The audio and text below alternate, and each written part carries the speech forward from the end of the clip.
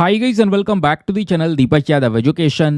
Welcome to the Daily Hindu News and Editorial Analysis of 22nd of June 2024. तो guys आज है तारीख 22 जून 2024 और है सैटरडे।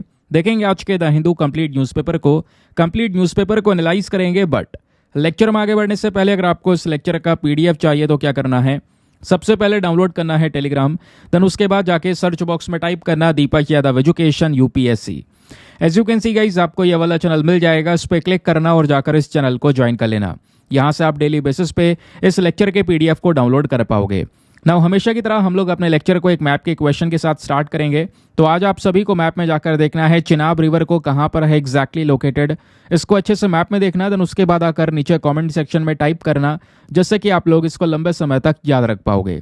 साथ ही साथ एक क्वेश्चन सॉल्व करेंगे जो कि यूपीएससी पैटर्न के ऊपर बेस्ड है। डेली बेसिस पे हम यहाँ पर एक प्रैक्टिस क्वेश्चन को भी सॉल्व करते हैं। क्वेश्चन बहुत इंटरेस्टिंग है। आपको पता होगा कल के वीडियो में हमने सिकल सेल डिजीज के बारे में डिस्कशन किया था, तो उसी डिजीज को देखते हुए एक क्वेश्चन यहाँ पे आपके सामने रखा गया है। क्वेश्चन ये है कि नीचे जो 4 ऑप्शन दिए गए हैं ये सभी ट्रीटमेंट्स हैं। इनमें से कौन सा एक ऐसा ट्रीटमेंट है जो कि मोस्ट कॉमनली यूज किया जाता है सिकल सेल डिजीज वाली जो बीमारी है इसके फ्रीक्वेंसी को रिड्यूस करने के लिए, कम करने के लिए। Option number A antibiotics, B hydroxyurea, या option number C blood transfusions, या option number D bone marrow transplant. तो इसका सही आंसर सभी को नीचे कमेंट सेक्शन में देना है। एटलीस्ट सभी को उसमें पार्टिसिपेट करना है, जैसा मैं आप लोगों से डेली बेसिस पे बोलता हूं। बाय द वे इसका जो करेक्ट आंसर है वो मैंने आपको टेलीग्राम पर प्रोवाइड करवा दिया है, वहां से भी आप इसको चेकआउट कर सकते हैं। और अगर वहां पर आंसर नहीं मिलता है तो भी कोई परेशान होने की जरूरत नहीं है, क्योंकि वीडियो के लास्ट में इसके करेक्ट आंसर का डिस्कशन हम लोग करेंगे। तो चलो शुभ आरंभ करते हैं और चलते हैं सबसे पहले थंबनेल वाले इंपॉर्टेंट आर्टिकल की तरफ। जीएस पेपर नंबर 2 पॉलिटी के पॉइंट ऑफ व्यू से बहुत ही रेलिवेंट टॉपिक है। तो दोस्तों यहाँ पे बात हो रही है नए क्रिमिनल लॉज के बारे में। कहोगे नए क्रिमिनल लॉज, आपने थंबनेल में तो कुछ और मेंशन कर रखा है। चलिए बताता हूं, दोनों को आपस में आप जोड़ के समझ सकते हैं। हमने थंबनेल में क्या रख रखा है आपको पता होगा, इसके बारे में जानकारी वैसे मिल गई होगी कि गवर्नमेंट एक बहुत बड़ा प्लान लेकर आ रही है। उस प्लान में लगभग 2250 करोड़ रुपए खर्चे जाएंगे। अब ये जो पैसा खर्चा जा रहा है दोस्तों, इससे क्रिमिनल जस्टिस सिस्टम को और ज़्यादा इम्प्रूव किया जाएगा, ऐसा कुछ इस प्लानिंग में मेंशन्ड है। अभी थोड़े दिनों पहले जब यूपीएससी के प्रीलिम्स का रिजल्ट आया, उसके अगले दिन मैंने आपको वीडियो में स्टार्टिंग में थंबनेल लगाकर भी ये पढ़ाया था कि जो नए क्रिमिनल लॉज है दोस्तों वो 1 जुलाई से लागू होने वाले हैं। नए क्रिमिनल लॉज किन की बात कर रहा हूँ आपको पता है, 3 बड़े चेंज हुए हैं हमारे क्रिमिनल लॉज के अंदर में। जैसे कि जो हम आईपीसी फॉलो कर रहे थे 1860 का यहाँ पे ये लॉ था, ऐसी सीआरपीसी, ऐसी था इंडियन एविडेंस एक्ट 1872। इन तीनों ही कानूनों को दोस्तों रिप्लेस कर दिया गया है नए कानून के माध्यम से। जैसे आईपीसी को रिप्लेस किया है भारतीय न्याय संहिता बिल 2023 ने, उसी तरीके से सीआरपीसी को रिप्लेस किया है भारतीय नागरिक सुरक्षा संहिता 2023, और इंडियन एविडेंस एक्ट को रिप्लेस किया है भारतीय साक्ष्य सेकंड बिल 2023। तो इस तरीके से यहाँ पर आप देख पाओगे दोस्तों ये तीनों अलग अलग नए नए लॉज अभी के समय पर आ रहे हैं। 1 जुलाई से ये तीनों नए नियम लागू हो जाएंगे। अब ये तीनों नए नियम दोस्तों, बात करते हैं आपराधिक कानून की, क्रिमिनल लॉ की, तो जो भी हमारा क्रिमिनल जस्टिस सिस्टम है उसको इम्प्रूव करने के ऊपर फोकस किया जा रहा है। सवाल यह है, अभी तक हम थंबनेल वाले मैटर पर नहीं आए, वो जो पैसे की बात हुई है वो कहाँ पे खर्चा जा रहा है। तो दोस्तों हमारी केंद्र सरकार ने, स्पेशली पूरी कैबिनेट ने अप्रूवल दे दिया है कि वो 2254 करोड़ रुपए खर्चेंगे फॉरेंसिक्स को अपग्रेड करने में। फॉरेंसिक्स आपने सुना होगा कई बार कि फॉरेंसिक इन्वेस्टिगेशन होनी है इसमें। तो फॉरेंसिक दोस्तों क्या होता है, आगे थोड़ी देर में आपको बहुत डिटेल्स एक्सप्लेन करूंगा इस टर्म को भी। तो इसी चीज को अपग्रेड करने के लिए और बेहतर करने के लिए ये यहाँ पर गवर्नमेंट पैसा खर्च कर रही है, और इसका सीधा इंटरकनेक्शन किससे होगा, क्रिमिनल जस्टिस सिस्टम से। तो दोस्तों ये जो फॉरेंसिक्स को इंप्रूव किया जा रहा है ना, उसके लिए प्रॉपर तरीके से एक स्कीम लेकर आई गई है जिसका शॉर्ट फॉर्म है NFIES। अगर फुल फॉर्म देखेंगे तो वो है national forensic infrastructure enhancement scheme. जिस स्कीम में स्पेशल फोकस किया है कि हम अपने देश में जो फॉरेंसिक इंफ्रास्ट्रक्चर है उसको बहुत तेजी से इंप्रूव करेंगे। इसी टॉपिक से संबंधित आप देख पाओगे हमारे होम मिनिस्टर अमित शाह जी ने यहाँ पर एक लंबा चौड़ा ट्वीट भी किया, जिसमें यहाँ पर उन्होंने उस पैसे के बारे में बताया जो कि खर्चा जाएगा इस पर्टिकुलर स्कीम में। ये स्कीम दोस्तों किस तरीके से वर्क करेगी, यहाँ पे इस फोटो में कुछ पॉइंट्स आपको दिए गए हैं, लेकिन इन पॉइंट्स को विस्तार से हम समझेंगे अपने अलग अंदाज में, जैसा डेली बेसिस पे हमारा एनालिसिस रहता है। तो न्यूज़ क्या है, खबर क्या है? खबर आपको पता चल चुकी है, भारत सरकार ने एक नई सेंट्रल सेक्टर स्कीम को अप्रूव कर दिया है। क्वेश्चन यह है कि सर ये सेंट्रल सेक्टर स्कीम क्या होती है? पता है ना, स्कीम्स दो प्रकार की होती हैं, एक होती है सेंट्रल सेक्टर स्कीम और एक होती है सेंट्रल स्पॉन्सर्ड स्कीम। जिसमें सेक्टर आ रहा है दोस्तों, इसका मतलब है यहाँ पर जो सारा का सारा पैसा लगेगा उस स्कीम में वो केवल और केवल हमारी केंद्र सरकार खर्चने वाली है। लेकिन दोस्तों यहाँ पर जो हमारी सेंट्रल स्पॉन्सर्ड स्कीम्स होती हैं, जिसमें स्पॉन्सर्ड वाला आ रहा है, ध्यान रखिएगा, वहाँ पर केंद्र सरकार के साथ साथ हमारी राज्य सरकार यानी स्टेट गवर्नमेंट और सेंट्रल गवर्नमेंट दोनों मिलकर यहाँ पे पैसा खर्च करती हैं। ठीक है, तो अभी के समय पर ये जो NFIES स्कीम है, ये कौन सी स्कीम है? ये हमारी सेंट्रल सेक्टर स्कीम है। सबसे पहला क्वेश्चन ऐसा ही बन सकता है, बताइए ये कौन सी वाली स्कीम है? ठीक है, अब इस स्कीम का मेन पर्पस क्या है? हमारे क्रिमिनल जस्टिस सिस्टम को और ज़्यादा इफेक्टिव बनाना। लेकिन किस प्रकार से बनाएंगे? अपने फॉरेंसिक इंफ्रास्ट्रक्चर को इम्प्रूव करके, जो आज के समय पर सही स्थिति में नहीं है। समझ गए? तो ये हुआ मैटर। अब थोड़ा सा पहले हम यहाँ पर ये जानते हैं कि सर ये इतनी देर से वर्ड यहाँ पे यूज हो रहा है फोरेंसिक, ये क्या है फोरेंसिक? दोस्तों ये जो वर्ड है ना फोरेंसिक, ये लैटिन वर्ड से मिलकर बना है। फोरेंसिस जो है ना, ये एक लैटिन वर्ड है, वहां से लिया गया है फोरेंसिक। फोरेंसिस मतलब होता है वैसे पब्लिक में डिबेट करना या डिस्कशंस होना, वहां से वर्ड लिया गया। लेकिन मॉडर्न टाइम्स में आज के समय के हिसाब से अगर हम बात करेंगे तो फोरेंसिक साइंस जो है, यहां पर आप नेचुरल और फिजिकल साइंस मेथड्स का इस्तेमाल करते हो सिविल और क्रिमिनल लॉज के अंदर में। जो ये फोरेंसिक साइंस है दोस्तों, ये एक मेथड है जिसका यूज किया जाता है इन्वेस्टिगेशन में। कहीं पर मर्डर हुआ है, रेप हुआ है, तो यहां पर फिजिकल साइंस, नेचुरल साइंस का यहां पर यूज किया जा रहा है। उसमें एक फोरेंसिक इन्वेस्टिगेशन होता है। ऐसे वर्ड्स आपने देखे होंगे। और मैं आपको बता दूं, ऐसे जो साइंस मेथड हैं, इनका केवल यहाँ पे मर्डर, रेप, ऐसे भारी क्राइम्स के अलावा भी दोस्तों जो सिंपल क्राइम्स हो रहे हैं, जैसे यहाँ पर चोरी चकारी हो गया, सिविल केसेस हो गए, वहां पर भी इस प्रकार की फोरेंसिक इन्वेस्टिगेशन की जाती है। ठीक है, अब इस इन्वेस्टिगेशन को करने के लिए हमारे पास में फोरेंसिक साइंटिस्ट होते हैं जो अपनी साइंटिफिक टेक्निक्स का इस्तेमाल करते हैं और यहाँ पे ज़्यादा से ज़्यादा एविडेंसेस इकट्ठे करने की कोशिश करते हैं कोई भी सिविल और साथ ही साथ में क्रिमिनल प्रोसीडिंग्स वाले केसेस में। तो फोरेंसिक क्या होता है ये आपको समझ में आएगा।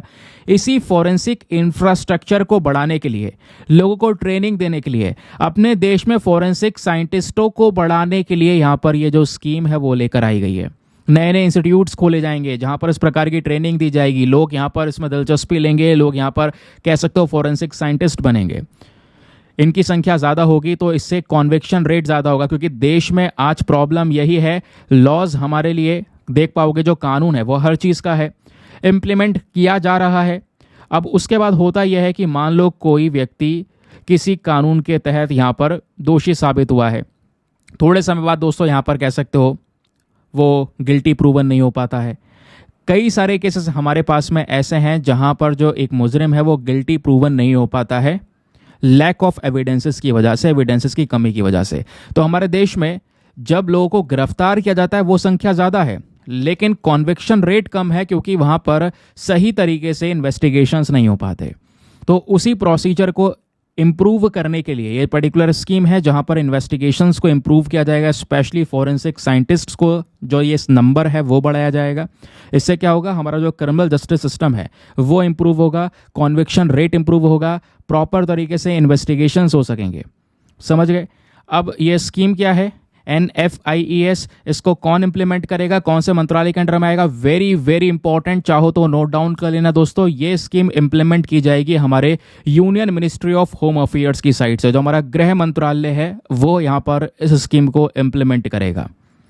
इस पर्टिकुलर स्कीम के तहत में 3 अलग अलग कंपोनेंट्स बनाए जाएंगे या 3 कंपोनेंट्स रखे गए हैं, आप ऐसा कह सकते हैं। जैसे पहले कंपोनेंट में बात ये हो रही है, जैसा आपने इसमें देखा होगा कि क्या करेंगे, हम कैंपसेस बनाएंगे, यानी कंस्ट्रक्शन होगा कैंपस का of the national forensic science university, यानी कि इस प्रकार की यूनिवर्सिटीज़ हमारे देश में बनाई जाएंगी, ऐसे कैंपस बनाए जाएंगे।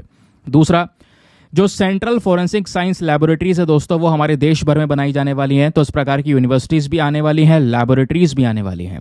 प्लस आज के समय पर जो 1-2 स्ट्रक्चर हैं थोड़े बहुत इंफ्रास्ट्रक्चर आज भी हैं दोस्तों। दिल्ली के अंदर कैंपस है इस प्रकार की यूनिवर्सिटी का, तो जो कैंपस हैं उसको भी इम्प्रूव किया जाएगा। तो ये 3 मेन स्टेप्स होने वाले हैं इस स्कीम के अंदर में। इसी के ऊपर सेंट्रल गवर्नमेंट खर्चेगी यहाँ पर 2250 करोड़ से ज़्यादा का अमाउंट। और जो भी पैसा दोस्तों यहाँ पर खर्चा जाएगा, जैसे मैंने बोला है एक प्रकार की सेंट्रल सेक्टर स्कीम है, तो सारा का सारा पैसा गृह मंत्रालय यहाँ पर देने वाला है और गृह मंत्रालय ही यहाँ पर इस स्कीम को इम्प्लीमेंट करने वाला है। और ऑब्वियसली बात है ये हमारी एक यूनियन मिनिस्ट्री यानी सेंट्रल गवर्नमेंट के अंडर में आती है। ठीक है, क्वेश्चन यहाँ पर यह है जो स्कीम है इसको कितने समय से कितने समय के बीच में लागू किया जाएगा, यानी ये काम कब से कब तक होगा। तो आने वाले 5 सालों में 2024-25 यानी शुरुआत हो जाएगी और 2028 से 29 के बीच में इसको इम्प्लीमेंट किया जाएगा। सवाल यह है इस स्कीम का मेन एम क्या है। एम आपको पता चल ही चुका है। मेन एम है हमारे देश में फोरेंसिक साइंस के इंफ्रास्ट्रक्चर को और ज़्यादा मजबूत करना, ताकि देश में इन्वेस्टिगेशंस बढ़िया तरीके से और तेजी तरीके से हो सकें।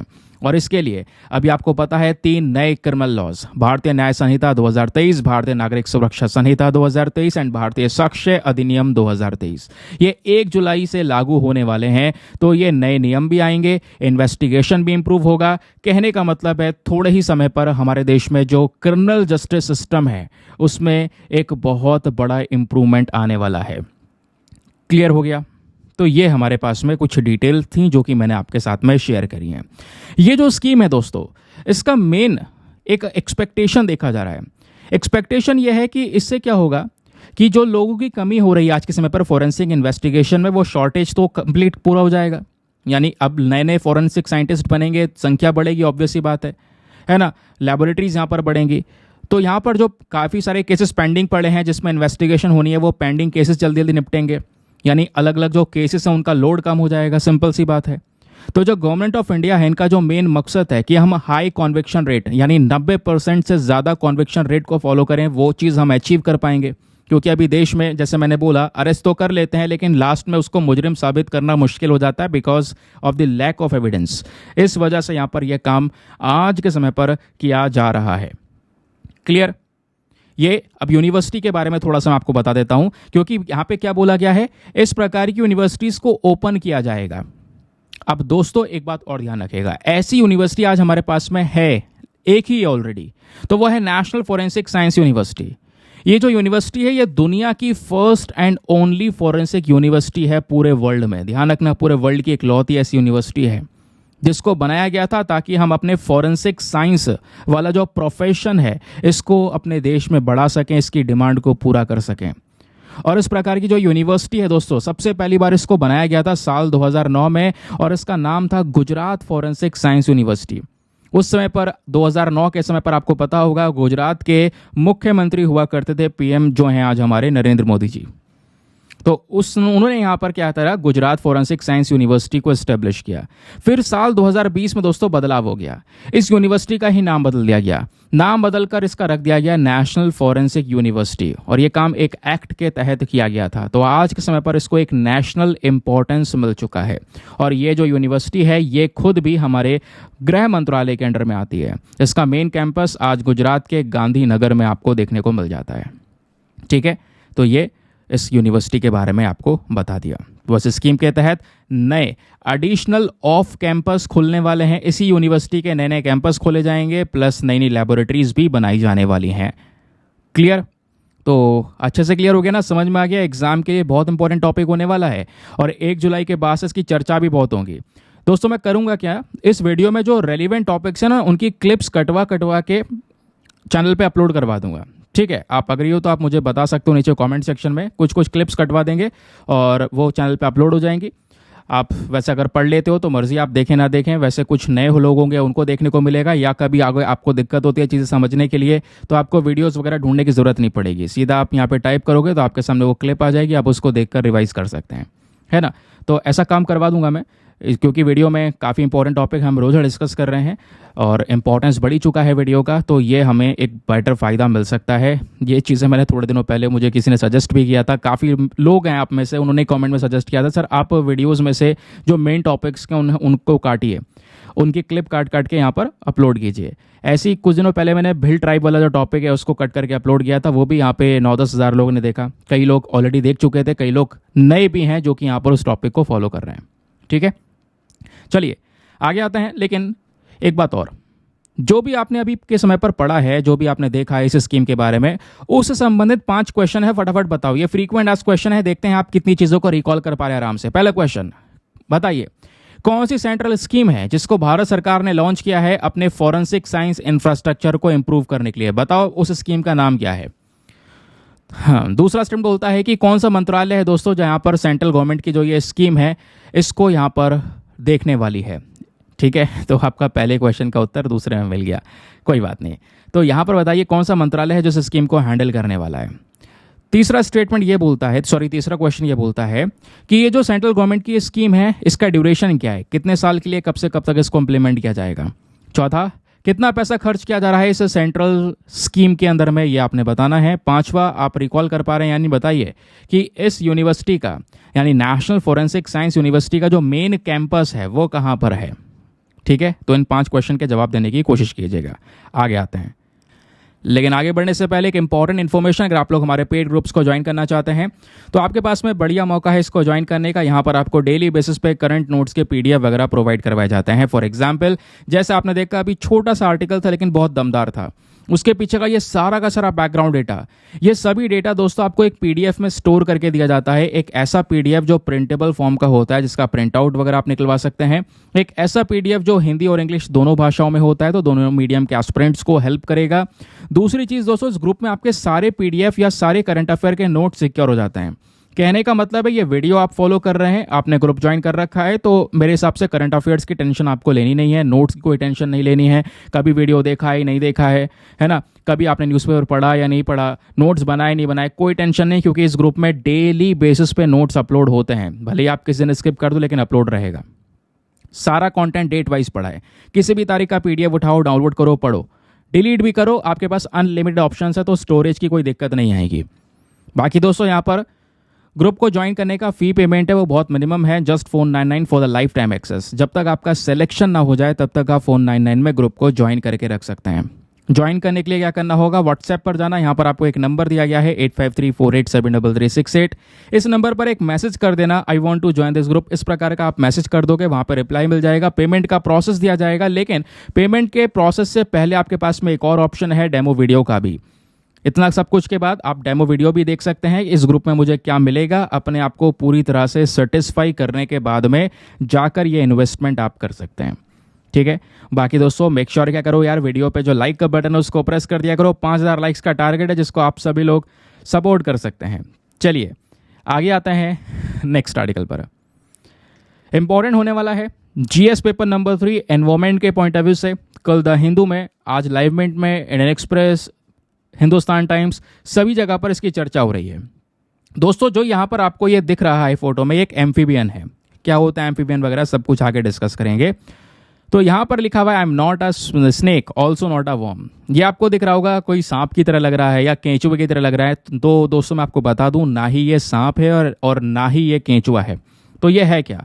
तो दोस्तों यहाँ पर थोड़ा पीछे हट जाओ। काफ़ी सारे लोग मुझे कमेंट करके बोलते हैं यार सर ऐसे फ़ोटोज़ मत लगाया करो, बट जब तक फ़ोटो नहीं देखोगे तब तक यार समझ में नहीं आएगा। तो यहाँ पर दोस्तों ये जो आपको एम्फीबियन दिख रहा है इसको बोलते हैं सेसिलियंस। ठीक है, तो ये सेसिलियंस होते क्या हैं दोस्तों, आइए इसके बारे में थोड़ा विस्तार से समझने की कोशिश करते हैं। तो खबर यहाँ पर यह है कि काजीरंगा में पहली बार एक लिम्बलेस एम्फीबियन पाया गया है। इसकी रिपोर्टिंग द हिंदू के साथ साथ और भी कई सारे न्यूज़पेपर्स ऑलरेडी कर चुके हैं। काजीरंगा नेशनल पार्क दोस्तों यहाँ पे आपको हमारे इंडिया के नॉर्थ ईस्टर्न हिस्से में जो असम है वहाँ पर आपको नज़र आएगा, है ना। तो जो हमारे वन हॉर्न राइनोज होते हैं उनके लिए काजीरंगा नेशनल पार्क बहुत पॉपुलर है। तो वहाँ पर पहली बार ये एम्फीबियन पाया गया है जिसका फोटो आप स्क्रीन पर देख पा रहे होंगे, और पहले ही मैंने यहाँ पर इसको दिखाया। तो ये जो दोस्तों यहाँ पर एम्फीबियन है इसको हम बोलते हैं सिसिलियन। ठीक है, इसका कुछ स्पेलिंग इस तरीके से आपको नज़र आएगा, प्रोनाउंसिएशन इसका सिसिलियन ही यहाँ पर किया जाता है। तो ये डिस्कवर किया गया, उस वजह से ये चर्चाओं में आ चुका है। तो इसके लेकर जो ये बेसिक पॉइंट्स हैं जो कई बार एग्जामिनेशन में पूछ ले जाते हैं, वो चलो बेसिक पॉइंट्स को मैं अच्छी तरीके से एक्सप्लेन करता हूँ एक एक पॉइंट, क्योंकि ये टॉपिक एनवायरमेंट के पर्सपेक्टिव से रेलिवेंट है, मैं आपको बता चुका हूँ। तो ये जो सिसिलियंस है दोस्तों, ये elongated segment and limbless amphibians हैं। एम्फीबियंस क्या होते हैं ज़रा पहले ये जानिए। दोस्तों एम्फीबियंस छोटे साइज के वर्टिब्रेट्स होते हैं, यानी उनकी जो रीढ़ की हड्डी है वो होती है ना। उनको एम्फीबियंस को पानी चाहिए होता है या फिर नमी चाहिए होती है, उसी एनवायरनमेंट में बढ़िया तरीके से सर्वाइव कर सकते हैं।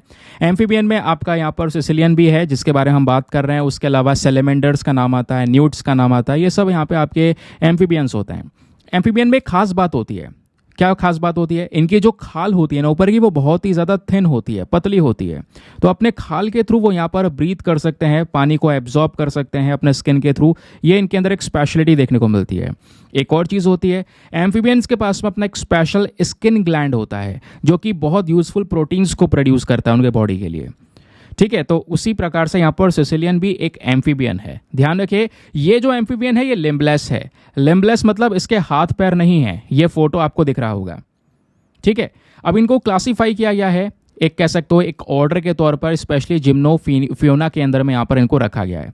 अब जब बात करते हैं इन एम्फीबियंस के बारे में, तो ये उसी फैमिली से बिलोंग कर रहे हैं जिसमें फ्रॉग्स आते हैं, क्योंकि एम्फीबियन में आपका फ्रॉग भी है, सेलेमेंडर भी है, तो मतलब उसी ग्रुप से यहाँ पर ये बिलोंग करता है सिसिलियन भी। ठीक है, मैं आपको बता चुका हूँ हाथ पैर इनके है नहीं, लेकिन देखने में ऐसा लगता है जैसे अर्थवॉर्म। अर्थवॉर्म मतलब केंचुआ। केंचुआ कुछ इस तरीके से लगाता है ना। ऐसे यहाँ पर सिसिलियन भी लग रहा है दोस्तों, लेकिन सिसिलियन काफ़ी ज़्यादा अलग होता है इस अर्थवॉर्म से या स्नेक से। इसको हम मतलब कई सारे लोग देख सकते हैं, बोल सकते हैं कि यार ये तो सांप है या कोई सांप की नई स्पीशी है, बट ऐसा कुछ नहीं है, ये एक सिसिलियन है। अब क्वेश्चन ये है, जो ये नाम है सिसिलियन काफ़ी अजीब सा, इसका मतलब क्या होता है? इसका मतलब होता है ब्लाइंड। क्यों? क्योंकि कुछ सिसिलियंस की जब बात आती है दोस्तों, तो इनमें कुछ ऐसी प्रजातियां हैं जो आईलेस होती हैं, इनके पास आंखें नहीं होती हैं। लेकिन कुछ के पास में होती हैं, लेकिन बहुत ही छोटे साइज की होती हैं जो उनके स्किन के अंदर में छिप जाती हैं। तो सिसिलियन का वर्ड का जो मतलब है ब्लाइंड, उसी से यहाँ पर कह सकते हो कि ये चीज़ें हमको पता चल रही हैं। और इनका जो पूरा आइज़ के बारे में हमने डिस्कशन किया है, इसकी वजह से इनको सिसिलियन भी बोलते हैं। और सिसिलियन की जो स्पीशीज है दोस्तों, बताया जाता है 200 से ज़्यादा जानी मानी प्रजातियां इनकी पाई जाती हैं। ज़्यादातर सिसिलियंस आज के समय पर ट्रॉपिकल और सब ट्रॉपिकल जो रीजन है, specially central America, south America, या हमारा साउथ ईस्ट एशिया हो गया, या सब सहारन अफ्रीका हो गया, वहाँ वाले रीजन्स में पाए जाते हैं। अगर हम देखें तो ये वो रीजन्स हो गए दोस्तों। सेंट्रल अमेरिका हो गया आपका ट्रॉपिकल रीजन में, साउथ अमेरिका हो गया है ना, उसके अलावा यहाँ पे साउथ ईस्ट एशिया हो गया। इन एरियाज़ की हम बात कर रहे हैं, ये वो रीजन्स है जहाँ पर स्पेशली ये सिसिलियंस देखने को मिलते हैं। ठीक है, अब बताया ये भी जाता है दोस्तों, जो सिसिलियंस हैं ये ज़्यादातर ज़मीन पर भी रहते हैं, लेकिन मोस्टली टाइम ये अपना जो अंडरग्राउंड है, खोद के मिट्टी नीचे भी चले जाते हैं। कुछ और इंपॉर्टेंट फीचर्स इनके बारे में बताए जाते हैं, जैसे ये साइज़ में थोड़े छोटे भी होते हैं और कुछ बड़े साइज़ के भी होते हैं। कहने का मतलब है इसमें सबसे छोटी जो स्मॉलर से स्मॉलर स्पीशी है, उसका जो साइज़ है दोस्तों वो 3 इंचेस से कम देखने को मिलता है। लेकिन जो सबसे बड़ा साइज़ होता है सिसिलियंस के अंदर में, वो लगभग यहाँ पे 5 फीट लंबा हो सकता है या 5 फीट तक ग्रो हो सकता है। और 5 फीट से ज़्यादा ग्रो होने वाला सिसिलियन कहाँ पे पाया जाता है? कोलंबिया के अंदर में ये देखने को मिला है वहाँ पर। तो छोटे साइज़ भी हैं, बड़ा साइज़ भी इसका देखने को मिलता है। इनका बॉडी जो दोस्तों अगर हम देखते हैं तो वहाँ पर इनका जो स्कल है, ऊपर का सर है, वो काफ़ी हार्ड होता है, थिक होता है। इसी वजह से यहाँ पर इनका मुंह जो है थोड़ा सा इस तरीके से बाहर निकला हुआ होता है। तो इस वजह से वो मिट्टी में आराम से घुस पाते हैं, खोद पाते हैं उसको, डर्ट और मड के थ्रू गुजर पाते हैं, क्योंकि उनका आगे का हेड बहुत स्ट्रांग है। और कलर देखेंगे तो ज़्यादातर यहाँ पर इनमें मतलब ग्रे कलर के नज़र आते हैं या ब्राउन कलर के नज़र आते हैं, ब्लैक, ऑरेंज या येलो कलर के भी दिखाई पड़ जाते हैं ये सिसिलियंस। कुछ साइज़ में बहुत छोटे होते हैं। और दूसरी बात दोस्तों, जैसे मछलियों के ऊपर आपको स्केल देखने को मिलेंगे इस तरीके से, यहाँ पर इसको हम बोलते हैं स्केल, है ना। तो इस स्केल को यहाँ पे उतारा भी जाता है। तो मछलियों के ऊपर इस तरीके से स्केल्स जो देखने को मिलते हैं दोस्तों, वैसे ही सिसिलियंस के ऊपर भी बहुत ही छोटे साइज़ के यहाँ पर ये कांटे टाइप स्केल्स नज़र आते हैं। सिसिलियन में बात एक चीज़ ये भी आती है, काफ़ी शॉर्ट होते हैं और इनके आँखों के बीच में, ठीक है, इनके आँखों के बीच में और नॉस्ट्रल्स के बीच में सेंसरी टेंटिकल्स भी होते हैं, जो इनकी मदद करते हैं एनवायरनमेंट को समझने में या अपने शिकार को ढूंढने में। ठीक है, तो यहाँ पर आप देख पाओगे बताया जाता है कि यहाँ पर सेंसरी टेंटिकल्स भी यहाँ पर इनके जो नोज़ है और जो इनका आईज़ है उसके बीच में यहाँ पे नज़र आता है। ठीक है, तो ये सिसिलियंस के बारे में हर एक बेसिक चीज़ मैंने आपको बता दी है। एग्जाम में कोई भी क्वेश्चन आएगा आप आराम से सॉल्व कर सकते हैं। एग्जाम में पूछा जा सकता है, कुछ नाम दिए जा सकते हैं, जैसे नाम दे दिया जाएगा कि बताइए सैलेमेंडर, न्यूट्स एंड सिसिलियन ये क्या है, एम्फीबियन है या वगैरह वगैरह, ऐसे ऑप्शन दे दिए जाएंगे। तो यहाँ पे घबरा जाएंगे। तो ध्यान रखना, आपको पता है कि हाँ ये एक प्रकार के एम्फीबियन है। क्लियर? चलिए आगे आते हैं नेक्स्ट आर्टिकल पर। अगला आर्टिकल अगेन बहुत इंपॉर्टेंट होने वाला है। हम बात करने वाले हैं केजीएफ की। केजीएफ मतलब वो जो मूवी है, नहीं, उस वाले केजीएफ की बात नहीं करने वाले दोस्तों।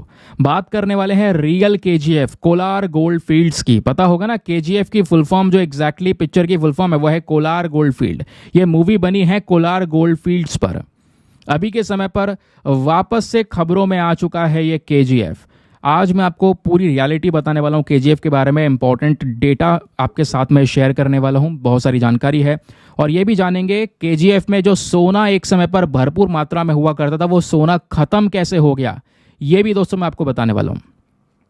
तो होता यह है कि अभी खबरों में इसलिए है, जिसकी वजह से हम डिस्कशन कर रहे हैं, क्योंकि कर्नाटका की सरकार ने क्लियर कर दिया है हमारी केंद्र सरकार का प्रपोजल, अप्रूवल दे दिया है। कहने का मतलब है केंद्र सरकार ने कर्नाटका की सरकार से बोला कि हम कोलार गोल्ड फील्ड्स के अंदर में जो गोल्ड माइनिंग है उसको वापस से रिवाइव करना चाहते हैं, वापस से सोने का जो कह सकते हो माइनिंग है या खनन है वो करना चाहते हैं।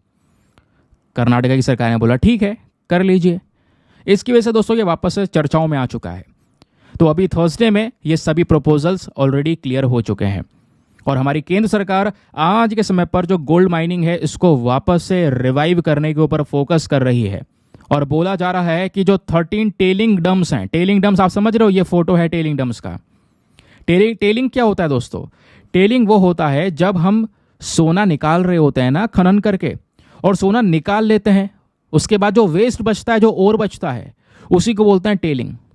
तो ये आप देख पा रहे हो जो पहाड़ इकट्ठा कर रखा है ना, ये टेलिंग्स का, ये वेस्ट है, सोना निकाल लिया गया है इसमें से, ये वेस्टेज है उनका, पहाड़ इकट्ठा कर रखा है। ये अभी प्रॉब्लम भी बना हुआ है केजीएफ में लोगों के लिए, ठीक है। तो दोस्तों यहाँ पर क्या है कि इस प्रकार की 13 जो टेलिंग डम्स हैं उनकी ऑक्शनिंग यहाँ पर की जा रही है। ये टेलिंग डम्स लगभग कह सकते हो 1000 एकड़ से ज़्यादा एरिया में फैले हुए हैं। आप समझिए कितना सोने का खनन तो पहले ही कर लिया गया है। तो उनकी यहाँ पर ऑक्शनिंग करने के बारे में चर्चा की गई है। बताया गया अभी भी सोना थोड़ा बहुत प्रेजेंट है, या थोड़ा बहुत ही मिलेगा, ज़्यादा कुछ मिलेगा नहीं, ऐसा भी हमको पता चल रहा है। तो अभी केजीएफ में जो माइंस हैं दोस्तों वो किसके अंडर में आती हैं, कैसे यहाँ पर ये काम चल रहा है? केंद्र सरकार इसको रिवाइव करने के ऊपर बात कर रही है, कैसे? तो दोस्तों ये जो माइंस जितने भी केजीएफ के अंदर में प्रेजेंट हैं ये सब ओन की जाती हैं बीजीएमएल के थ्रू, यानी भारत गोल्ड माइंस लिमिटेड के थ्रू, जो कि खुद एक पब्लिक सेक्टर अंडरटेकिंग है, यानी पीएसयू है। और इस बॉडी को बनाया गया था 1972 में, और ये बॉडी खुद गवर्नमेंट के अंदर में डिपार्टमेंट ऑफ माइंस के अंडर में आती है।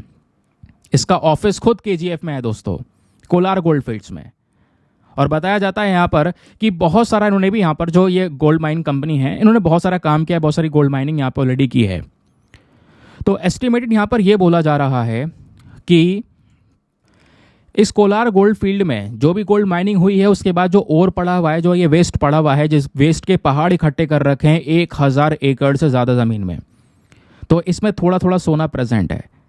बोला यह भी जा रहा है कि एक एक्सपेक्टेशन है कि 1 टन ऑफ डंप, ये जो 1 टन यानी 1 टन जो वेस्टेज होगा दोस्तों, इसमें से 1 ग्राम गोल्ड मिल सकता है प्रोसेसिंग करने पर। इस वजह से यहाँ पर ये वापस रिवाइव करने की और बात कर रहे हैं। जितना मिलेगा थोड़ा बहुत देखा जाएगा, लेकिन ये आप देख पा रहे हो रेशियो देखो, 1 टन बहुत होता है। 1 टन जो ये कूड़ा है इसको यहाँ पे जब क्या करेंगे, ये प्रोसेस करेंगे, उसके बाद ही यहाँ पर इनको 1 ग्राम गोल्ड मिलेगा। वो भी एक एस्टिमेशन, एक अंदाजा है, कहानी कुछ और भी हो सकती है, हो सकता है ना मिले या और भी कम मिले। खैर जो भी होगा आगे पता चलेगा, बट रिवाइव करने की बात हो रही है। सारे प्रपोजल्स क्लियर हो चुके हैं, ये हमने खबर पढ़ ली। इसको डेकन हेरल्ड भी कवर कर चुका है, कल के दिन भी यहाँ पर इसकी लगातार चर्चाएं हो रही थी। अब आइए दोस्तों बात करते हैं कोलार गोल्ड फील्ड्स के बारे में, इसके इतिहास के बारे में। आखिरकार कहाँ है ये केजीएफ? केजीएफ है दोस्तों कर्नाटका के अंदर में। ये रहा कर्नाटका राज्य, यहाँ पर आपको ये देखने को मिल जाएगा कोलार गोल्ड फील्ड, जिसके ऊपर एक मूवी भी बनी हुई है, ठीक है। अब केजीएफ के बारे में क्या क्या बोला जाता है जरा ये सुनिएगा दोस्तों। कर्नाटका के अंदर एक डिस्ट्रिक्ट है कोलार डिस्ट्रिक्ट, वहीं पर यह माइनिंग रीजन है जिसमें एक समय पर भरपूर मात्रा में सोना पाया जाता था। लंबे समय तक, सालों तक दोस्तों वहां से सोना लूटा गया है, जो कहां पर है, कोलार डिस्ट्रिक्ट में। अब यहां पे वहीं से नाम रख दिया गया कोलार गोल्ड फील्ड्स। यह जाना जाता है ऐतिहासिक गोल्ड माइंस के बेसिस पर।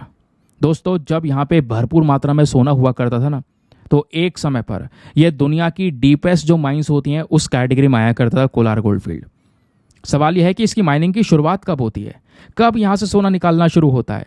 दोस्तों केजीएफ में जो माइनिंग है इसकी शुरुआत की गई थी जॉन टेलर एंड सन्स के थ्रू 1880 में, 1880 में यहाँ पर सोना निकालना शुरू किया और उन्होंने भरपूर मात्रा में निकाला। 1980 तक इन्होंने सोना खत्म ही कर दिया समझो। तो ये जो माइंस हैं लगभग कह सकते हो कि ये एक्टिव थी 121 ईयर्स तक। जब यहाँ पर कह सकते हो बताया ये जाता है केजीएफ ये बंद कब हुआ, ये जो गोल्ड माइंस है बंद कब हुई, ये बंद हुई थी 28 फरवरी 2001 को। ये तारीख है दोस्तों, इस दिन केजीएफ बंद कर दिया गया था, ताला लग चुका था। रीज़न क्या था, रीज़न यहाँ पर यह था कि सोना ख़त्म हो चुका है या बहुत कम है, ना कि मात्रा में है, और जितने सोने का वैल्यू आएगा उससे ज़्यादा तो खर्चा चले जा रहा है उस सोने को निकालने के लिए, खनन करने के लिए, लोगों को रखने के लिए वहाँ पर, तो वहाँ पे ज़्यादा पैसा लग जा रहा है। तो सिंपल सी बात है, घाटे पे घाटा हो रहा था, बंद कर दिया गया केजीएफ। 121 ईयर्स तक लगातार दोस्तों यहाँ पे खनन किया गया।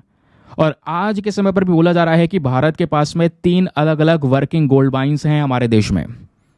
हमारे देश में 3 वर्किंग गोल्ड माइंस जहाँ पे अभी भी खनन किया जाता है।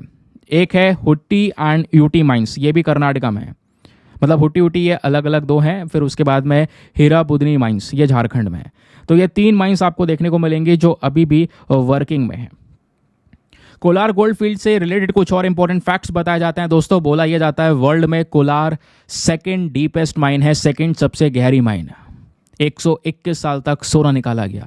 मीडिया रिपोर्ट्स के अकॉर्डिंग बोला जा रहा है दोस्तों कोलार से 900 टन गोल्ड निकाला गया। आप इमेजिन कीजिए 900 टन सोना यहां से ऑलरेडी निकाल दिया गया। ये कोलार बेंगलुरु से लगभग 100 किलोमीटर की दूरी पर आपको देखने को मिल जाता है। और बताया जाता है ये एरिया, सिंपल सी बात है, गोल्ड प्रोडक्शन के लिए फेमस है। और इसकी वजह से इंडिया का जो इमेज था गोल्ड के मामले में दोस्तों वो बहुत आगे था। बात हो रही है 1905 की, क्योंकि हमने देखा कि 1880 में तो गोल्ड निकालना शुरू किया गया और स्टार्टिंग में तो भरपूर मात्रा में था, ज़्यादा गहरा जाना भी नहीं पड़ता था, शुरुआत में ही भर भर के सोना मिला करता था। लेकिन दोस्तों 1905 तक स्थिति ये थी कि इंडिया 6ठा सबसे बड़ा प्रोड्यूसर बन चुका था गोल्ड का पूरे वर्ल्ड में। लेकिन आज 2024 की बात करेंगे तो इंडिया का लिस्ट में नाम आता ही नहीं है। 1905 में आप देख पाएंगे तो वहां पे 6ठा लार्जेस्ट प्रोड्यूसर था। हजारों लोगों को वहां पे काम पे रखा गया था भारत गोल्ड माइंस लिमिटेड के अंदर में, जो काम कर रहे थे इस केजीएफ के अंदर में। फिर साल 2001 में सरकार को यहां पर यह सब बंद करना पड़ा। रीजन यही था कि सोना कम था और सोने को निकालने का जो कॉस्ट है वो ज्यादा लग रहा था। तो ऑब्वियस सी बात है वो घाटा ही हो गया उसका मतलब। तो वो घाटे पे कंपनी नहीं चल सकती थी, घाटा उसको फेस नहीं कर सकते थे। अब तो यहां पर क्या हुआ, उसको बंद ही कर दिया गया। और आज के समय पर अगर हम भारत में गोल्ड रिजर्व्स की बात करें, हमारे पास में भंडार कहां कहां पर है, तो इंडिया में दोस्तों गोल्ड प्रोडक्शन आज इनसफिशिएंट है। आप ये समझिए एक समय पर केजीएफ भारत के पास में था जहां से 900 टन सोना निकाला गया, लूटा गया खूब। मिनी इंग्लैंड बोलते थे उसे केजीएफ को। आप मिनी इंग्लैंड टाइप करोगे ना तो केजीएफ लिखा हुआ आएगा नीचे। तो जो गोल्ड प्रोडक्शन था इंडिया में अभी के समय पर जो है वो इनसफिशिएंट है। आज है क्या स्थिति, आज हमें इंपोर्ट करना पड़ रहा है। आज हम ऑस्ट्रेलिया, कनाडा, म्यांमार से गोल्ड इंपोर्ट कर रहे हैं, समझ गए। अब वैसे थोड़े बहुत अगर गोल्ड ओर्स हैं भारत में, जो लार्जेस्ट रिजर्व्स जो भी हैं वो कहाँ पे लोकेटेड हैं, बिहार में है, राजस्थान में है, कर्नाटका, वेस्ट बंगाल, आंध्र प्रदेश एंड झारखंड में आपको देखने को मिलेगा। सबसे पॉपुलर यहाँ पे नाम कर्नाटका किया आता है क्योंकि कर्नाटका आप कह सकते हैं गोल्ड के मामले में सबसे बड़ा प्रोड्यूसर है इंडिया में। गोल्ड माइंस कौन कौन सी हैं यहाँ पर, एक तो केजीएफ है, फिर उसके बाद यहाँ पर कुछ और माइंस भी आपको देखने को मिलेंगे, होती गोल्ड फील्ड्स भी आपको यहाँ पर नजर आएंगे। तो जो कोलार गोल्ड फील्ड है ये जैसे मैंने बोला one of the deepest mine है पूरे वर्ल्ड में। वन ऑफ दी है मतलब कि स्पेशली बोला जाता है सेकंड नंबर पर आती है। उससे पहले जो सबसे गहरी माइन है वो साउथ अफ्रीका में है जिसका नाम है पोनिंग गोल्ड माइन। ये पूरे दुनिया की सबसे गहरी माइन, 3.9 किलोमीटर नीचे जाना पड़ता है गोल्ड को निकालने के लिए, ठीक है। और कोलार गोल्ड फील्ड में लगभग 3 किलोमीटर तक केवल जो रास्ता है वो खोदा गया था, माइनिंग की गई। उसके बाद सोना मिलना बंद हो गया या बहुत कम हो गया। अब जो दोस्तों हमारे पास में ऑलरेडी कुछ माइंस हैं गोल्ड माइन, जिसकी होती माइंस की हम बात कर रहे हैं, इनको भी बहुत एक्सप्लॉइट किया गया है। यहाँ पर भी अब जो और बचा है वो बहुत लो क्वालिटी का बचा हुआ है। तो माइनिंग जो है ऑलमोस्ट यहाँ पर भी खत्म सी हो रही है। यहाँ पे भी कोई प्रॉफिटेबल जो मामला है वो देखने को मिल नहीं रहा है, कोई प्रॉफिट यहाँ पर क्रिएट हो नहीं रहे हैं। और केजीएफ में सिचुएशन क्या है वो मैंने आपको यहाँ पर बता ही दिया है। अब दोस्तों दुनिया में अगर हम गोल्ड डिस्ट्रीब्यूशन की बात करें, दुनिया में सोने को लेकर कितना बड़ा भंडार कहाँ कहाँ पर है, तो सबसे ज़्यादा डिपॉजिट्स गोल्ड के हैं साउथ अफ्रीका में। साउथ अफ्रीका के बाद Australia, then Indonesia, then Canada, then Ghana, then Chile, then China, then Russia and then USA. ये कुछ कंट्रीज़ हैं। और इनमें से अगर हम देखें कौन कौन से देश जिनके पास में हाईएस्ट गोल्ड डिपॉजिट्स है, तो वो आता है ऑस्ट्रेलिया दोस्तों। यहाँ पे टन्स के मामले में ये पूरा नंबर लिखा है, 9,800 टन ऑस्ट्रेलिया के पास में गोल्ड है। साउथ अफ्रीका के पास में 6,000 टन, रशिया के पास में 5,000 टन, चिली के पास में 3,900 टन, देन इंडोनेशिया के पास में 3,000 टन, यूएस के पास में 3,000 टन। इस तरीके से यहाँ पर आप देख पाओगे ये नंबर्स आपको नजर आएंगे। ठीक है, ये बात आपको क्लियर हो गई, अच्छी तरीके से सब कुछ समझ में आ गया। अब थोड़ी 2-4 बातें और हैं, उसको समझिएगा। तो दोस्तों केजीएफ के दरवाज़ों पर ताला कैसे लगा ये आपको पता चला। जो अंग्रेज थे ना, ब्रिटिश कंपनी, उन्होंने भी 1956 तक लगातार माइनिंग की थी यहाँ पर। फिर 1972 में देश की आज़ादी के बाद अगर हम देखें, देश की आज़ादी कब हो गई, 1947 में देश आज़ाद हो गया था। लेकिन माइनिंग जो थी गोल्ड केजीएफ की, तब भी हमारे हाथ में नहीं आई थी। तब तक थोड़ा सोना प्रेजेंट था, सब कुछ ब्रिटिश कंपनी के पास में था। और उन्होंने 1956 तक फिर भी माइनिंग की। पता है हमें कब सौंपा वो माइनिंग? भारत सरकार के कंट्रोल में 1972 में पूरी माइन आती है दोस्तों, तब हमारे पास में आया, ये हमारे कंट्रोल में आया। जो बीजीएमएल कंपनी है जो लिमिटेड है उसके अंडर में आया। तब तक यहाँ पे ज़्यादा कुछ बचा नहीं था। ये जो माइन कॉम्प्लेक्स है यहाँ पर कुछ जो कह सकते हो कि पार्टिकल फिजिक्स एक्सपेरिमेंट्स वगैरह है वो यहाँ पर किए गए लंबे समय तक। समझ गए?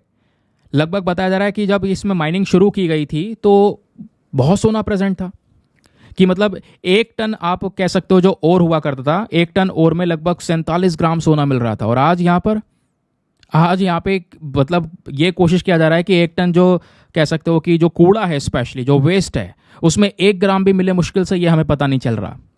ये चीज़ें यहाँ पर दर्शाई जा रही हैं। समझ गए? तो ये यहाँ पर बताया गया।